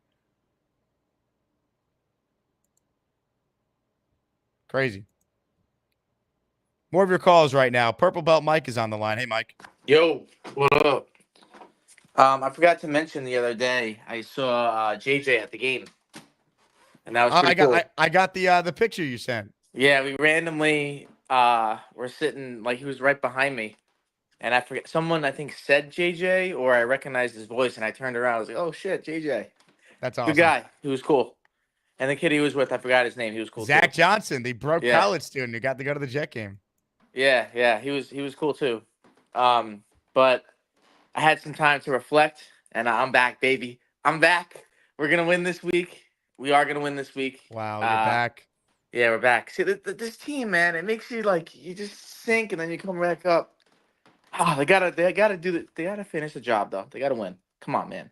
Win this game. Just give us another week to be hopeful that we still could like turn this season around. You know what I mean? Like if they lose and they're 2-5, it's like even the Neils of the world, we're gonna beat the Patriots, and it's like okay, and then what? You're gonna play the Texans, and I'm supposed to think that you're gonna beat them? Like no, like you just you have to win this game Sunday, man. Like the Bills loss is so devastating, but it's over now, and the only thing this team can do is move forward now. And they got better with Davante. There's no doubt, even if you don't think it's gonna make the Jets a Super Bowl team. It certainly makes them a much better team. They're a game out of a playoff spot right now. You got to win on Sunday. That's it. DNR did this morning a win-loss game with losing this week and losing versus the Texans, and they still had us at 10 wins, which I found good because they said we're going to beat the Dolphins twice, Patriots, Cardinals, Seahawks, because Seahawks are home and they're traveling across. Well, it's the easiest schedule in the NFL based on DVOA. Now, the one caveat, though, I will say, it's based on Tua not playing for the Dolphins. They're a different team if he's out there. I'm not saying Tua's, Peyton Manning in his prime, but he's obviously way better than any quarterback they could put on the field. Well, if Tua plays, then Waddle and Hill have to, they're going to have good games, and it's going to be tough. But if Tua doesn't play, then you basically cancel them out because the Skylar Thompson kid and Huntley aren't going to get him the ball. So, yeah, I think you're right. I think if Tua is back, then we might split. But if Tua is not back, which I don't think he will be, then I think we sweep them. Yeah, I mean, I think you look at it like this, right? 9 wins might be enough to get you a wild card spot. 10 definitely does, but I mean, 9 and you got a shot, especially because some of the tiebreakers the Jets would get along the way to 9 wins would be against teams you're in theory competing with for a playoff spot, like Pittsburgh. Yeah, like if we got 9 wins and we got to the playoffs, that means that we won on Sunday because I feel like the Steelers are gonna have 9 wins also, so we have to get the tiebreaker. So we have to win this game. My opinion, we have to win. Yep, no doubt. Are you coming to the watch party on Sunday, Mike? I need you there. I'm going to be in Disney. Oh, that's right. Yeah, wow. Yeah. So your next watch party is the Colts, right? No, Patriot game. Patriot game. Oh, Patriot game. All right, I'll go to that one. On the 27th, Beningo will be at that one. Yeah, I'll go to that one for sure. By the way, not for sure. If we win Sunday. DNR, I heard they said I look like an older Todd Downing. I heard them say that today. Dave said that. Yeah. Yeah. Dave said that. I mean, very, I don't think a lot. I think very little. You like Woody Johnson? I love Woody Johnson. Woody Johnson gave me a Woody this week, baby. Let's go. Thinking is overrated. Thank you, Mike. Thinking is overrated. So is being a Jet fan, yet we come back for more. I mean, I'm very excited they got Davante Adams, but only the Jets could ruin that excitement. Like, if they were 3-3 right now, even if they lost this Bills game, right? If they beat Denver and they were 3-3, I'd be like, okay, they lost a brutal game to the Bills. Like, let's change nothing about the season other than Greg Zuerlein hits that kick in the rain to beat Denver. They win an ugly game. Even if they lost the Bills game the exact same way they did, I'd be like, you know what? They're 3-3. They just added Davante. They probably beat the Bills if they had him. We would spin it that way. We would say that. You know what I mean? Like, we would legitimately be like, they're 3-3. Yes, brutal loss to the Bills. You hope it doesn't cost them the division. Maybe it does. Maybe it doesn't. But you know what? You're still going for it. You got Davante now. If you had him, you don't go 1 for 4 in the red zone. And you could easily see how they would have won that game. And it's just like, now they're in a spot that although at 2-4 you're not done, it's hard. Like, you really have to win this game Sunday. And if you don't, then what? We're going to be miserable. So it's such a big game on Sunday. It really is, man. There's no other way around it. Matthias with a super chat. He cuts the line. Per Garofolo, Jets worked out kickers Matt Conlon, Riley Patterson, and Cade York today. Good. I don't know if they're going to sign anyone. Maybe they sign one of the practice squad that wins this competition. And you have that guy ready to go if Zuerlein struggles. But it sounds like, based on Ulbricht's comments this week already, Greg the Leg is the kicker for at least this game coming up. But he's kicking for his job, so to speak, on Sunday. If he has another bad game, he's gone. That's how quickly kickers could lose it in the NFL. And Zuerlein could not have been better the last 2 years. He was 35 for 38 last year. How many big kicks did Greg Zuerlein hit these last 2 years? In crummy weather. It's not like he's new to New York this year. But it could happen quick. So he's kicking for his job. Crazy. Rob, the Jet fan's next on our show today. Hey, Rob. Jake. Rob. That is Maniacs, baby. I love it. Great hoodie. Great hoodie. Warm. You look good. Just call it in, buddy. You got to congratulate me, buddy. What am I congratulating you on, Rob? Number 3, granddaughter. Wow, that's awesome. Congrats. My daughter, Cheryl. What's her name? With a K, Kiana. Kiana. Okay. Kianna. Kiana. So very happy. So I'm probably going to head out to Pennsylvania. I don't know, in a week or two, I'm going to have to go out there and see the baby, of course. But just wanted to shout out to my daughter, Cheryl. I love you, sweetheart.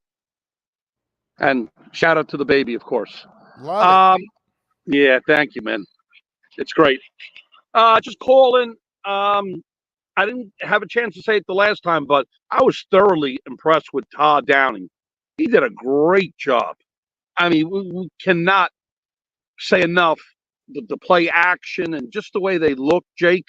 I mean, say whatever you want, but they rushed for over 100 yards. We had two receivers, 100 yards each, which I'm obviously telling you something you already know, but it has to be mentioned because, regardless that we lost that game, and that was because of bad kicking and the wind, whatever you want to say, I was very thoroughly impressed with that. Now, where we need to clean up, obviously, is with the penalties and some of the disciplinary things. Like, I don't know how much more we can deal with Clemens out there. I mean, I'd rather Mike Williams stay on the team, Jake, so we have a backup. But if not, and he's going, if there's some way that we can get some sort of a defensive tackle who can at least shore up the run, maybe he gets 3-4 sacks a year, anything like that, I guess I would do that. I'd rather Mike Williams kind of be there in case somebody gets injured, like you said. But, I mean, I like the direction it's going in as far as the offensive area here. It looks like Aaron looks more comfortable with the play calling. And, Hackett didn't do anything like this. So, really, really happy. I think they can beat the Steelers. I mean, if we go in there and we don't face Fields, obviously it puts a different complex in the game because we obviously have issues with the running quarterback. So I think we'd have a better chance if they switch up quarterbacks there. So I have a good feeling we can win this game. If we win this game, Jake, and beat the Patriots like we're supposed to, and then we're 4-4, we can take off from there. We can definitely take off from there. All right, our early predictions of 12-5, obviously it's probably not going to be the case. But you know what? 10-7, maybe 11-6. That's still enough to either win the division or possibly at least get into the playoffs and take off from there and make some real noise. That's what I think. What do you think, buddy? Appreciate it, Rob. I think 10 gets you in for sure as one of the wild cards. 9 might, because it's a very watered down AFC. It's interesting with the Bills. They now have, for now, the tiebreaker over the Jets. They do have a tough schedule coming up, but they have a 2.5 game lead. So I can't even think about the AFC East right now. You will get a chance to play Buffalo again late in the year. And if by then the Jets have turned it around, they'd be the quote unquote team no one wants to play if they've turned it around. But we'll see. The focus for the Jets has to be 6-5 at their bye week. And then you're playing meaningful games down the stretch with a chance to get to 9 or 10 wins to go to the playoffs. And once again, look, Michael Nania did the breakdown. The Jets have played the toughest schedule, or the Jets have played the 6th toughest schedule in the NFL through the first 6 games of the year, based on DVOA. They face the easiest schedule remaining now. So it's still possible to get it right, but they are basically at the brink in this game on Sunday. They got to win. Purple Belt Mike, you think Olu plays as an extra dude to block TJ? I would use him out there. Well, you know what's great, too, about having Davante now? Because the thought process is, if you use an extra blocker, well, that's one last pass catcher out there. But if you got Garrett Wilson and Davante Adams out there, you almost feel like, okay, we have one less pass catcher out there, but the ones we do have out there are the best in the league. One thing Aaron said today, and I'll play it again, I think this is big. There was a question on, is it the same offense? How quickly could Davante get acclimated to playing with Rodgers again? Because they haven't played together since 2021. Rodgers last year in Green Bay, Davante wasn't there. He got traded already. But listen to Rodgers talk about how, according to him, Davante already knew 95% of the hand signals. So, even if he doesn't know all the plays, if he knows the hand signals on what routes to run when Aaron tells him to do a certain thing, that's enough with a guy that good. It was frustrating Monday night, but it really my left flew us call to hear his voice Monday night. Well, it was actually Tuesday morning because it was almost 1 o'clock. And I got to see him on Tuesday, yesterday. And then he's staying with me for the short term, so went right into some of the signals, and he was about 95%. And he knows kind of the original to the second iteration to the third and on down. So his knowledge of the game is pretty extensive. Obviously, it looks like he's drinking the elixir from the fountain of youth. As I watched some of his clips, we went back and watched some old 2014 stuff when he was a rookie, and I lovingly call him Fat Tay because he was over 220. Then he got real serious about his diet and his health and got down to under 210, and speed came back and became the dynamic player that he is today. So it's been a strange 24 hours, but really fun to see my friend. What was it?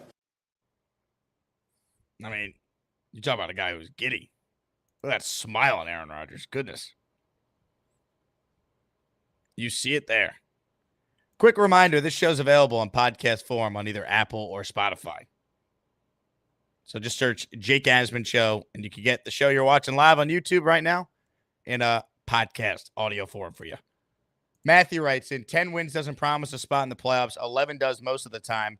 I put it that way because 3 11-win teams failed to make the playoffs, the 08 Patriots and Broncos in, I believe, 1985. Well, here's the thing, though. We're talking about now a 17-game season.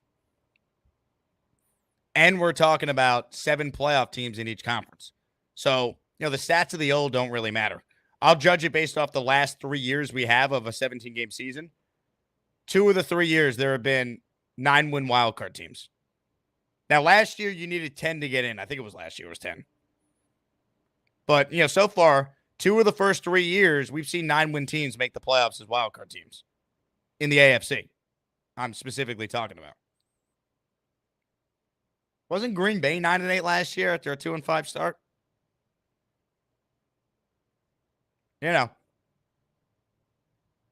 Aaron Rodgers has been on many winning streaks in his career. But this is also the first time in his 20-year career that he's had a losing record after 6 weeks. So, there's the history, and then there's, now he's a Jet. That's what he's fighting. So we'll see. Tombo, Monday night at MetLife, Jet froze me to the bone and broke my heart at the same time. I get it, man. I mean, I was as angry as I've been after that game on Monday. Also almost like numb to it. Like, how is this still happening? But then they gave you Davante yesterday, and now that we have a little time to think about it, it's like, all right. We're giving you one more chance, Jets. Beat Pittsburgh. Idaho Jets. Jake, fly me out for the watch party. I need to be around my Jet mutuals. Let me just book you a flight right now, Idaho. I got you. Let's say hello to Doug on the couch. Hello, Doug. Had to change up the vibes. You were asking for it. You asked me to go back on it. I had to please the people and change up the vibes and go back on the couch. Only for the Asmaniacs would I do that. We gotta switch it up, man. I mean, everyone's got to do their part. I'm doing my part. I feel like when I'm wearing a shirt in the Jets game, when I'm watching the Jets game and they're losing and I'm wearing a shirt, I change into a different shirt because it's like, well, they suck when I'm wearing this shirt. Maybe they'll play better when I'm wearing a different shirt. Do I have any actual effect on the game? No, of course not. But that's what my head thinks. But yeah, no. Happy to see Davante Adams there. I agree with you about Mike Williams, but it just goes to he doesn't have that trust with Rodgers, and especially after the other day when I know he didn't intentionally flame him, but he ran the wrong route, and like that's the end of it. You can't do it back-to-back weeks too, so it is what it is. It's nice to have the depth. Maybe you get a 4th or 5th round pick, something for him. Who the hell knows what happens to Haason Reddick? I don't even know at this point. Like the only team that's potentially even would think about trading them is Detroit. So who the hell knows? But yeah, just go win Sunday. You reeled me back in. I said it yesterday. That shit-eating grin with Rodgers, Davante Adams, they've reeled me back in. Just go find a way to win Sunday and go from there, because I don't see us losing. We better not lose to the Patriots. I'm going to be at that game, so I would be miserable, and I just hate it. So just find a way to win Sunday and then move on from there. That's it, man. I mean, it's just like you can't talk about anything else other than like getting to 3-4 and then playing a winnable game against New England. They get you back to 500, and you start to learn how to win in these games, and you go from there. That's all you could do. And like Jeff said it earlier in the show, we beat the crap out of the Texans last year. So who the hell knows? Maybe we could do it again. Who knows? But just take everything day by day, game by game. Figure out not to have all the stupid penalties. I know it's easier said than done, but like just be disciplined for once. Yeah, and look, that Texans game, like it's a short week for them. You're at home. These are all winnable games for the Jets. Even these 3 they've lost in a row, I think that's what hurts so much. It's like you've lost by a combined 10 points. So it's like, you're beating yourself, man. Like fix it before it's too late. Don't throw away a talented team. If they can find a way to be 6-5 into the bye, you feel great. That's what you're aiming for. Find a way to be 6-5 going into the bye. It's tough to picture 6-5 at the bye though if you lose immediately this first game on Sunday. Exactly. So find a way to be 5-6 or 6-5, and you're feeling good about things. I know you would rather be 500, but 5-6, 6-5, you're right in the thick of things. So find a way to be at that range going into the bye. You feel good as things as a Jets fan. Agreed. Good call, Doug. Glad you're back on the couch. Let's say hello to Mr. Weed. Hello, Mr. Weed. Incredible. Neil Farquaad. He said it. He said he wants to be Lord Farquaad, so. You made it happen, Weed. You really did. I'm a man of the people, I do what they want. You are a man of the people. That is correct. I do my best, So I was this close. I jumped off the bridge today, but luckily I had a bungee cord that pulled me back up. So I'm ready for Sunday. We just got to win. I did some ayahuasca, Okay, feeling better. Luke did too, right? You all did some ayahuasca. That's good. I'm happy to hear that. Yeah. We do. We both double dosed. It was a good time. We spent the whole night howling at the moon. And did you see any visions of a Jet win? I did, and that's why I'm back. Rodgers and Davante Adams, dude. Aaron Rodgers is glowing. He's glowing. Then get talking about Davante Adams. It's great. When he popped up on the Pat McAfee show, Rodgers' face is just smiling. He's got his best friend back, dude. I think this is exactly what Rodgers needs. The power of friendship, baby. That's what's going to fuel the Jets the victory. The power of friendship. Him and Rodgers have like a psychic connection, dude. All they have to do is look at each other on the field. Nobody else on the offense will even know what's going on. And they'll just know, like, bang, do this, throw the ball, bang, just like that. It's going to be huge. And then Garrett Wilson's going to be open more. I'm back for this week. We better win, though. Weed, from your lips to God's ears. Weed was very down on the dumps on the postgame show the other night.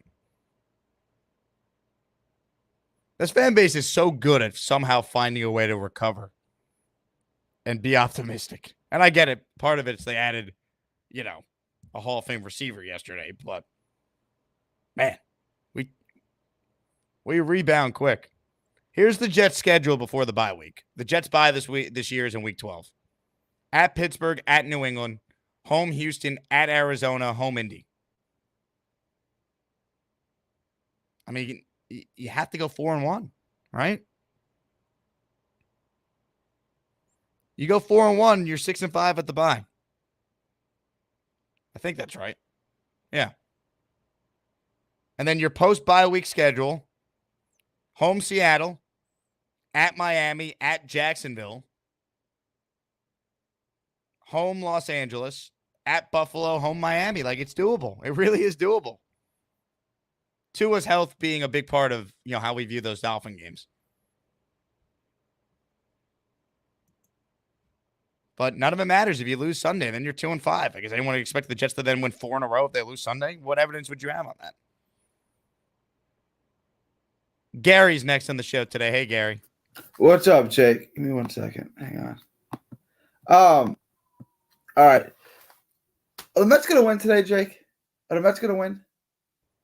I think they'll win today. Sure. I do think it goes back to LA though. So I think it's I think the Dodgers are winning at least once at Citi Field to get it back to LA.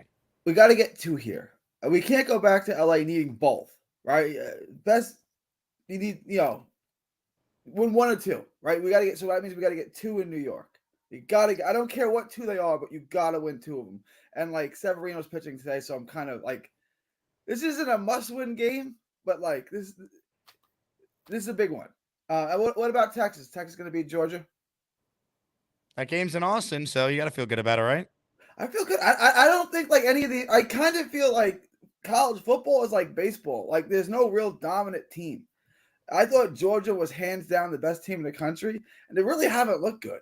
Like it was the win over Kentucky. It was the loss. It's like they don't. And then they got life and death with Mississippi State. Like they're not that good. So yeah, I feel good about that game. Jeff made a comment about trading Reddick to Detroit for a 2nd rounder. This is like in the offseason when y'all were talking about, not you, but a lot of the callers talking about trading Zach Wilson for like a 3rd or a 4th rounder. No one's going to do that. There was one GM dumb enough to take the bait and trade for Reddick, and that was our guy. No one's going to now give you more value than that. Like, if you can trade him, it's for a 7th rounder. And I don't even think you can, because like I always say this about Tyson Fury. When people say, what's Fury going to do next? Here we You go. can't rationalize an irrational person. Like, you can't, who knows what he's going to do?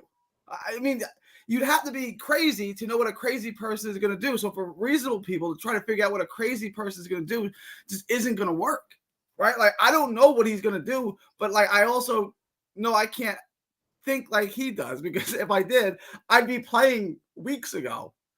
So I don't think they're going to be able to get much for him in a trade, which is why I hope this somehow ends with Drew Rosenhaus convincing him, hey, we can't find a deal that's better than what the Jets currently offer, which is an opportunity to play in a system that will be good for you, be productive, and then someone hopefully pays you what you want in the offseason.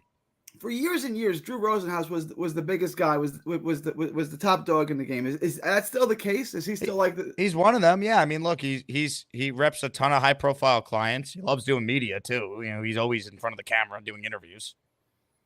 So if he's taking on Reddick, that means he thinks he can get him a deal. Like, he wouldn't take him on if he thought he was going to just waste his time. So Well, he probably sees the opportunity. He's like, all right, he's unhappy with his other agency. Let me try and show him that I'll snoop around with my connections around the league, see if I can get him a deal. Oh, that deal doesn't exist? Hey, man, Jets give me the best opportunity. Let's work it out with them. It's New York. You'll be in the spotlight.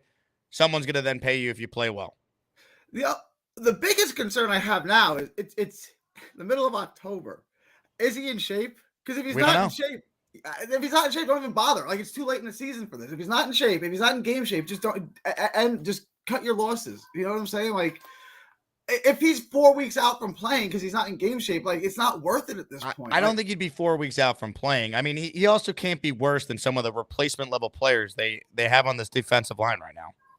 Speaking of replacement level players, what are we going to do about kicker, Jake? Like, I hate that we have to try out kickers, because if they don't have a job right now, there's a reason they don't have a job right now.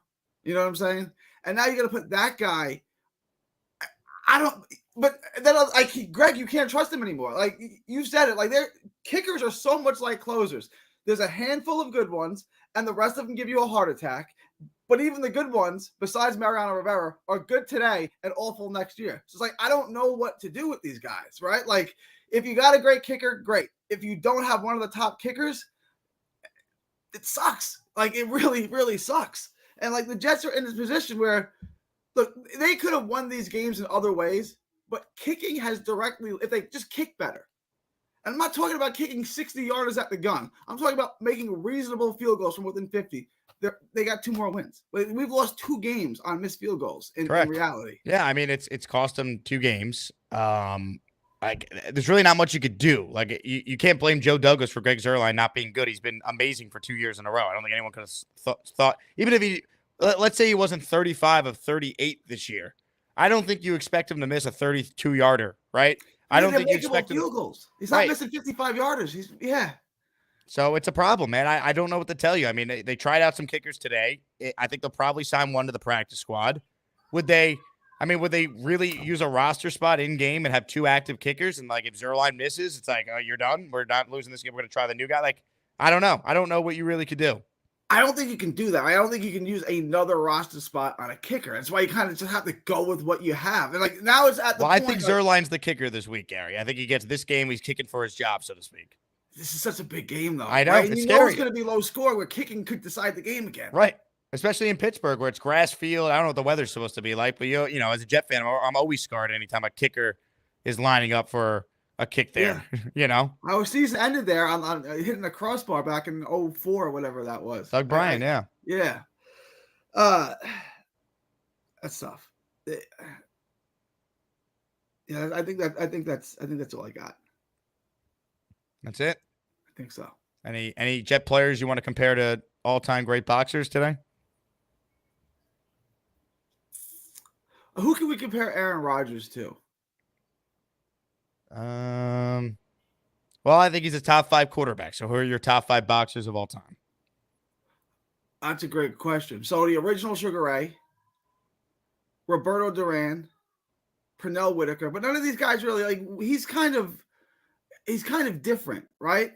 Roy Jones Jr. is the all right. Let's call him Roy, because no one's better than Roy, and no one really like prime for prime. They're at their peak.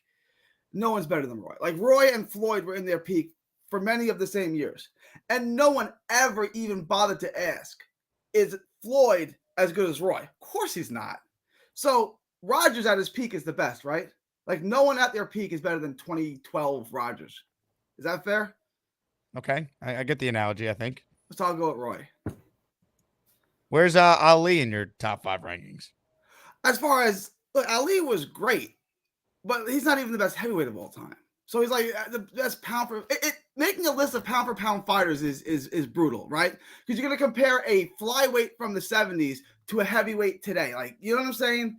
It's rough. And like Paulie Malignaggi made a comment that Bam Rodriguez is already the best little man of all time. And he's like, you're gonna tell me some flyweight from 1912 who threw wide punches and was slow is better than Bam Rodriguez? And I just don't think he is, right? So it's tough when you comparing little guys from 1920 to heavyweights today. It's just, how do you comp that?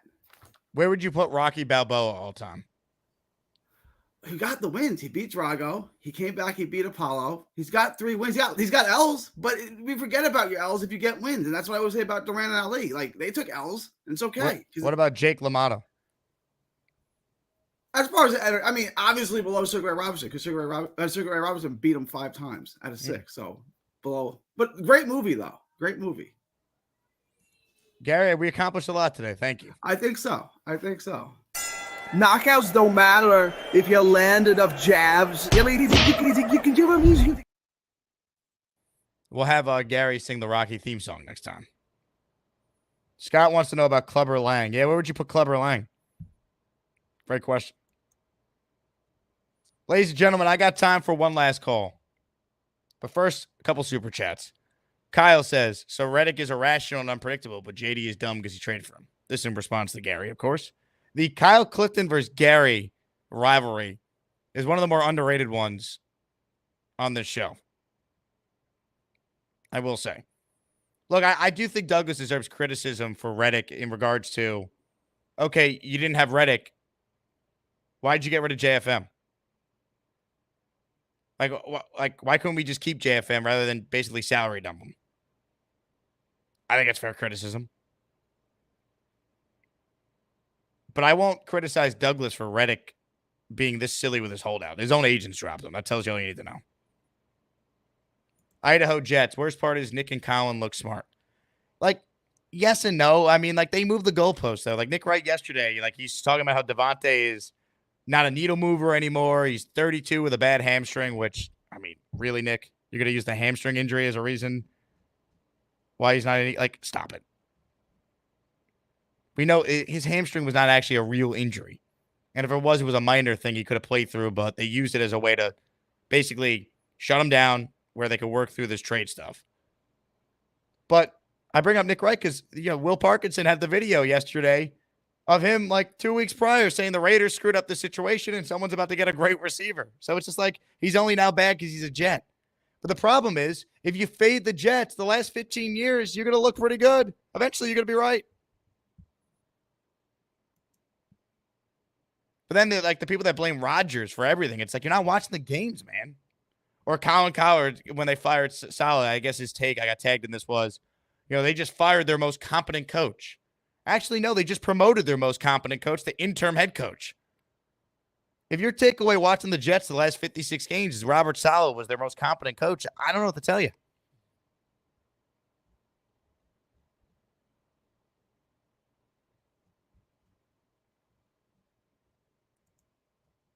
Hexen with a super chat. Sunday games weather will be in the 50s, clear, 4 per mile winds. No wind, no rain. No excuses. Yeah. Look, I mean, that's football in October. Like, the conditions should not be used as a justification if Greg Zuerlein struggles. Go win the game. Make your kicks. One last call before we wrap. Ladies and gentlemen, the Chiefs fan is up next. Hey, Chiefs fan. Yo, I think Adams can score 2 tutties this weekend. I was going to join earlier, but I had to get a few things done, and I think Adams can get you 2 tutties this weekend. 2 tutties from Adams. Okay, now let's get to the matters at hand now. What did you have to do earlier? Instead of going out and doing my laundry tomorrow, it's going to be colder. So I just decided to walk to the laundromat, get all the bedding done, get all the clothes done, walk back and forth. Because I don't want to be out there when it's like in the 40s. I was going to go earlier in the morning, but it was like in the 30s. So I decided to go in the afternoon. And to be honest with you, I really just want nothing but 40s and 50s weather as soon as we get to November across my area. Because right now it's going to be 80 in a few days again. Really? And I don't like that. So your ideal weather is what, Chiefs fan? Well, since I grew up in Chicago, I would literally toss garbage in gym shorts in negative temps. So I would like 20s to 30s. And if we get negative temps, it's negative temps. So you like the frozen tundra? Yeah, I used to hate winter until I moved up to Chicago. And then I'm like, so many snow days made me fall in love with winter again. Have you done any snow angels recently? Oh, no. None of that. What about a snowball fight? None of that.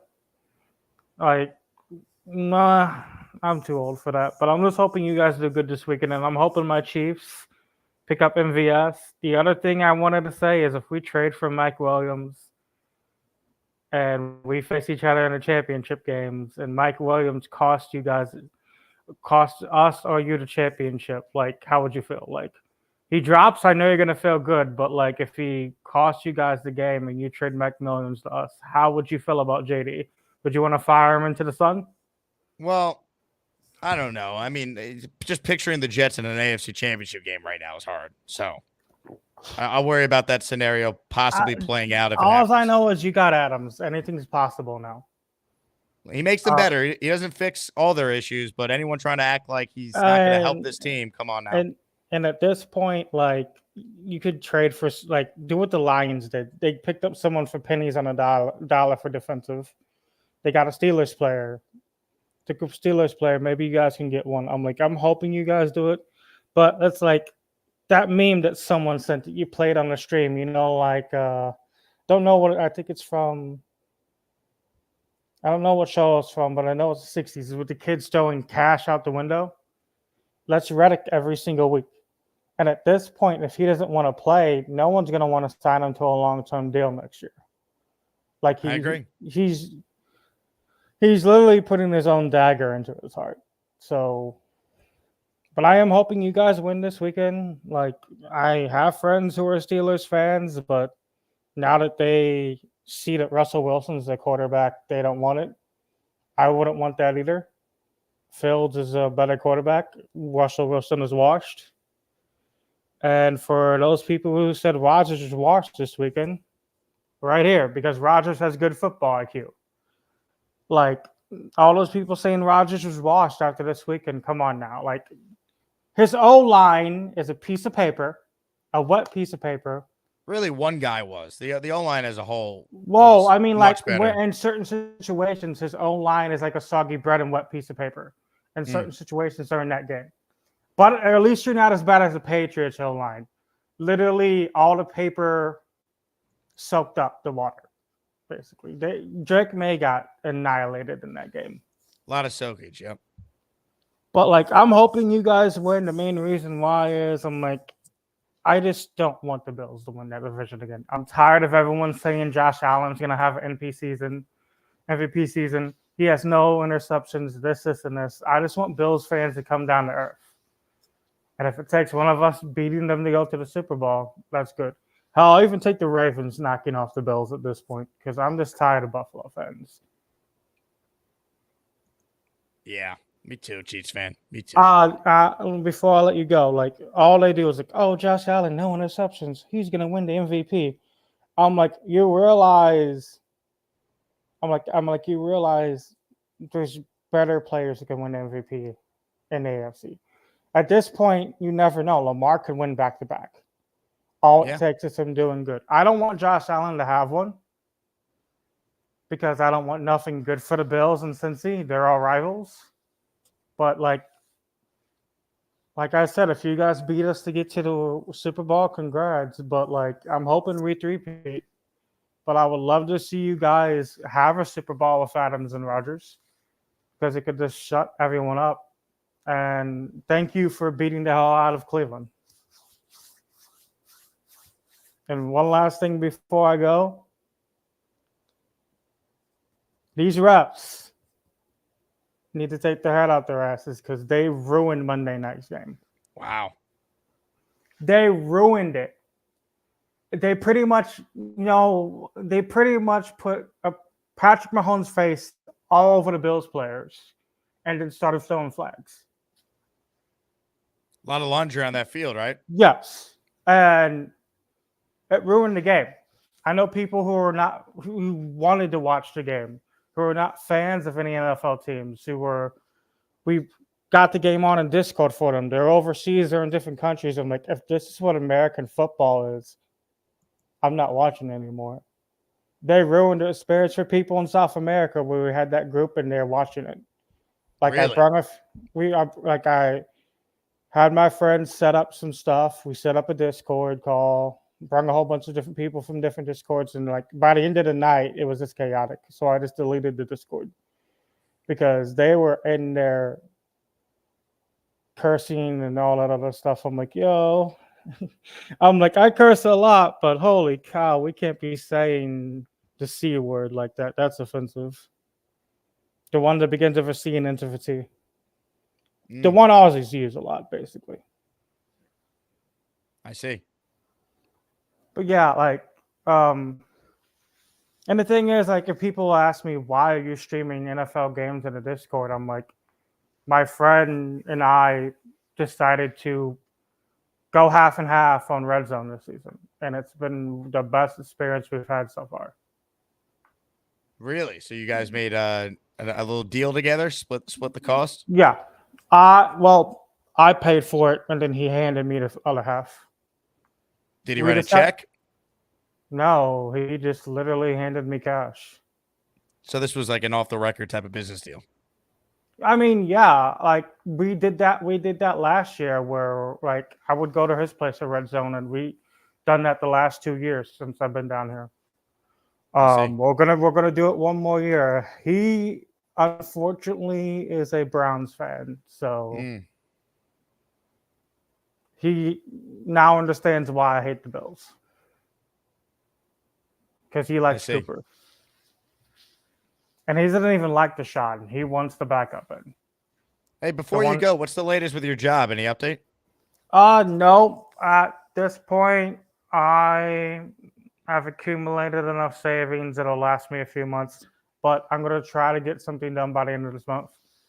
You've accumulated enough savings that will last you. It sounds like you made a lot of money. Well, let's just say when you don't touch your stock, let's just say if you I constantly had bonds since I was knee high, and I haven't touched them. And I constantly would put them back into the bank. The bank would give me the money, and I would put it right back into the bank, same day. So you constantly add those bonds up over time. And then what I'm doing with that money is going to transfer it to the trust fund is when I activate that. So instead of 16K being in there within the next 10 years, it could probably be more. And I don't even want to touch that trust fund. The reason why is you never know. Like hypothetically, if I do move out to New York, 15K is good enough to cover the move and get a place. Or hypothetically, if I want to move to Seattle, since I like rainy weather, that's enough to cover the move too. Are you saying you could buy a place in New York for 15K?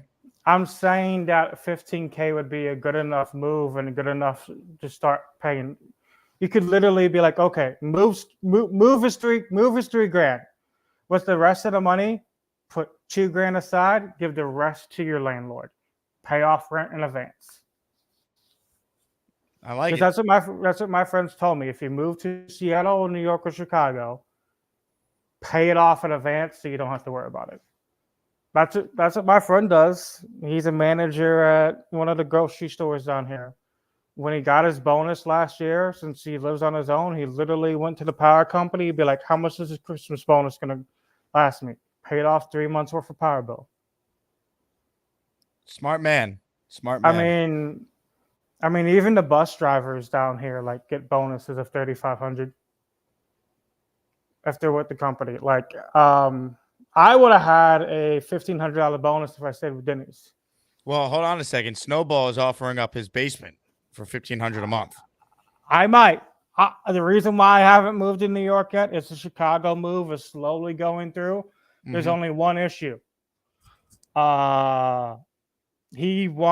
He changed the price on that small studio apartment to $1,000, and I'm like, dude, for $1,500, I could live on 79th and Halsted in the worst area and still have a security guard compared to not having a security guard at that place. And 79th and Halsted is like murder row. How about $1,500 to live on Long Island in Snowball's basement? I would do it if I wasn't already agreeing to move to Chicago. But like, I'm gonna be real with you. If I ever move to New York, and if y'all see me outside in gym shirts and a t-shirt and negative temps, and you call me crazy, I'm like, I've did it before. In my teenage years, we would just go outside so you could last the longest in the cold. So that was a game you would play in your spare time. Yeah, at one point, my friend was like, I bet I could spend 20 minutes out in my boxers, and he actually did it. But he got a little bit of frostbite, so why would you do that? Now, if you were to move, would you take the couch with you? I'm gonna be real. If I'm moving to New York, I'd rather donate this to some charities down here and then support a New York business. Because like if you're moving somewhere, you want to support a local business. Well, the good news is if you donate it, Snowball just said that the furniture is included in the basement for you. That's good too. I would love to move to New York. It's just the Chicago move is like the main thing right now. Is because there's rumored to have a YCS in Chicago and there's rumors to have a World's Yu-Gi-Oh event in Chicago. And then Chicago has like 3 different Comic-Cons each year. So I would love to go to, around it. Like you go to Wisconsin and then you go to Michigan, which is close to Chicago anyway. Maybe you should move in with Charles Gorman. You two are both into the comics. I only go there for the Yu-Gi-Oh events. I'm not there for the comics. I see. What about Pokemon? You're a Pokemon guy? Not as much as I used to be. Really? What about DBZ? Or Dragon Ball Z? Oh, man. I watched the shit out of Dragon Ball and Dragon Ball Bridge. I don't know if you've seen Dragon Ball Bridge when they did Boo Bits. Like, Gohan needs an adult. And I'm probably going to spoil this for someone. Boo's like, look at you. You need an adult. I am an adult. Gut shots, Boo. Like, I'm a big fan of Dragon Ball. Like, when I was a kid, living up north, and then down here, my parents didn't give a damn what I was watching until I put on South Park and they got mad. But, like, I don't know if you remember the old school Dragon Ball when Goku was a kid. Of course. Like, when he pats Bulma's privates, Bulma's your balls are missing. And she freaks out because of the Dragon Balls. Like, I've been watching Dragon Ball since 1998. And then when it came to America, I watched it in English. Una to Cold wants to know who's your favorite duelist, Chiefs fan. You say Fudo. 5 days. Of course. You know what I'm talking about, right? Tom wants to know more about your financial plan. Have you considered starting your own show, Chiefs fan? No. I don't want to steal anyone's thunder, and I have a very foul mouth. All it takes is one troll coming in, and I think the internet police are just going to give me the death penalty, because all it takes is someone being anti-Semitic or coming in with some racism and a troll, and that part, I'm probably going to get a murder charge for telling them to go toast to bath themselves, because I don't like that bigotry shit. Tom A says, Chiefs fan back up to number 1 after missing in action for weeks. I mean, I wanted to take a break from the show because all the Chicago stuff, and I was trying to convince him to let me get that apartment. And I'm like, I needed some time off because, like, if I was going to be on, I think I might have fell into Hawk's shoes and got banned from the show. That's how mad I was. Because we signed a deal. He throws out the deal, which I could take him to court, but I don't want to travel to Chicago for the court. So I basically leaked our conversation online via text. And really? He had me take it down. But it already did enough damage. 10 people who are going to move into those apartments decided not to. I see. So, well, I have some unfortunate news. Snowball just says his basement just got rented out to the local Denny's manager. Hey, shit happens. All I know is I'm ready for football tomorrow, and I'm ready for football this weekend. All right. I'm ready to kick the 40-winers ass. Chiefs fan, 2 touchdowns from Davante on Sunday, correct? Yeah, I want that to happen. I want a 50 bomb to happen, and I want one of those classic touchdowns that beat the Cardinals in the Super Bowl to happen. You know what I'm talking about? Oh, I know what you're talking about. Chiefs fan, all the love. All the love.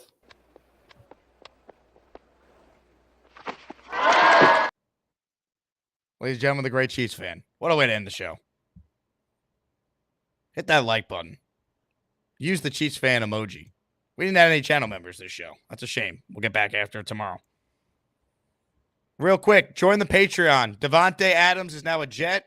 If you want a link where you could get a Davante jersey for $30, I'll give it out to Patreon users. Patreon.com/Jake Asman. I got to order one for myself as soon as it becomes available. Patreon.com/Jake Asman Show. You get Discord access, discounts in the merch store, your name in the intro, bonus shows, and a whole lot more. Big shout out to our most recent Patreon subscribers, Philip and Amace, for signing up and being a part of it. Ladies and gentlemen, we are back tomorrow, 10 a.m. Nick Varia will be joining us. Will Parkinson, who normally joins us Mondays, but because the Jets played Monday night, he will actually join us tomorrow around 3. So to my fellow Jet Yankee fans, we will be off by 5:08 tomorrow because that's what time Game 3 of the ALCS begins. Ladies and gentlemen, you guys are great. Please RSVP if you're coming to the watch party on Sunday. Let's pack this place, man. Must win for the Jets, and we'll be watching it all together. Ladies and gentlemen, what a program. Thank you all for your support.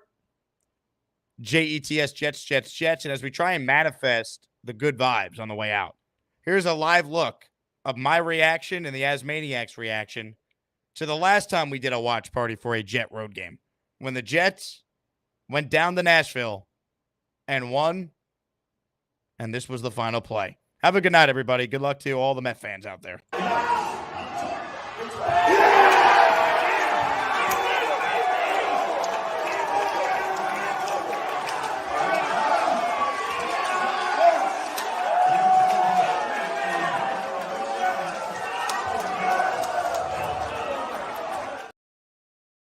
You know, thinking is overrated.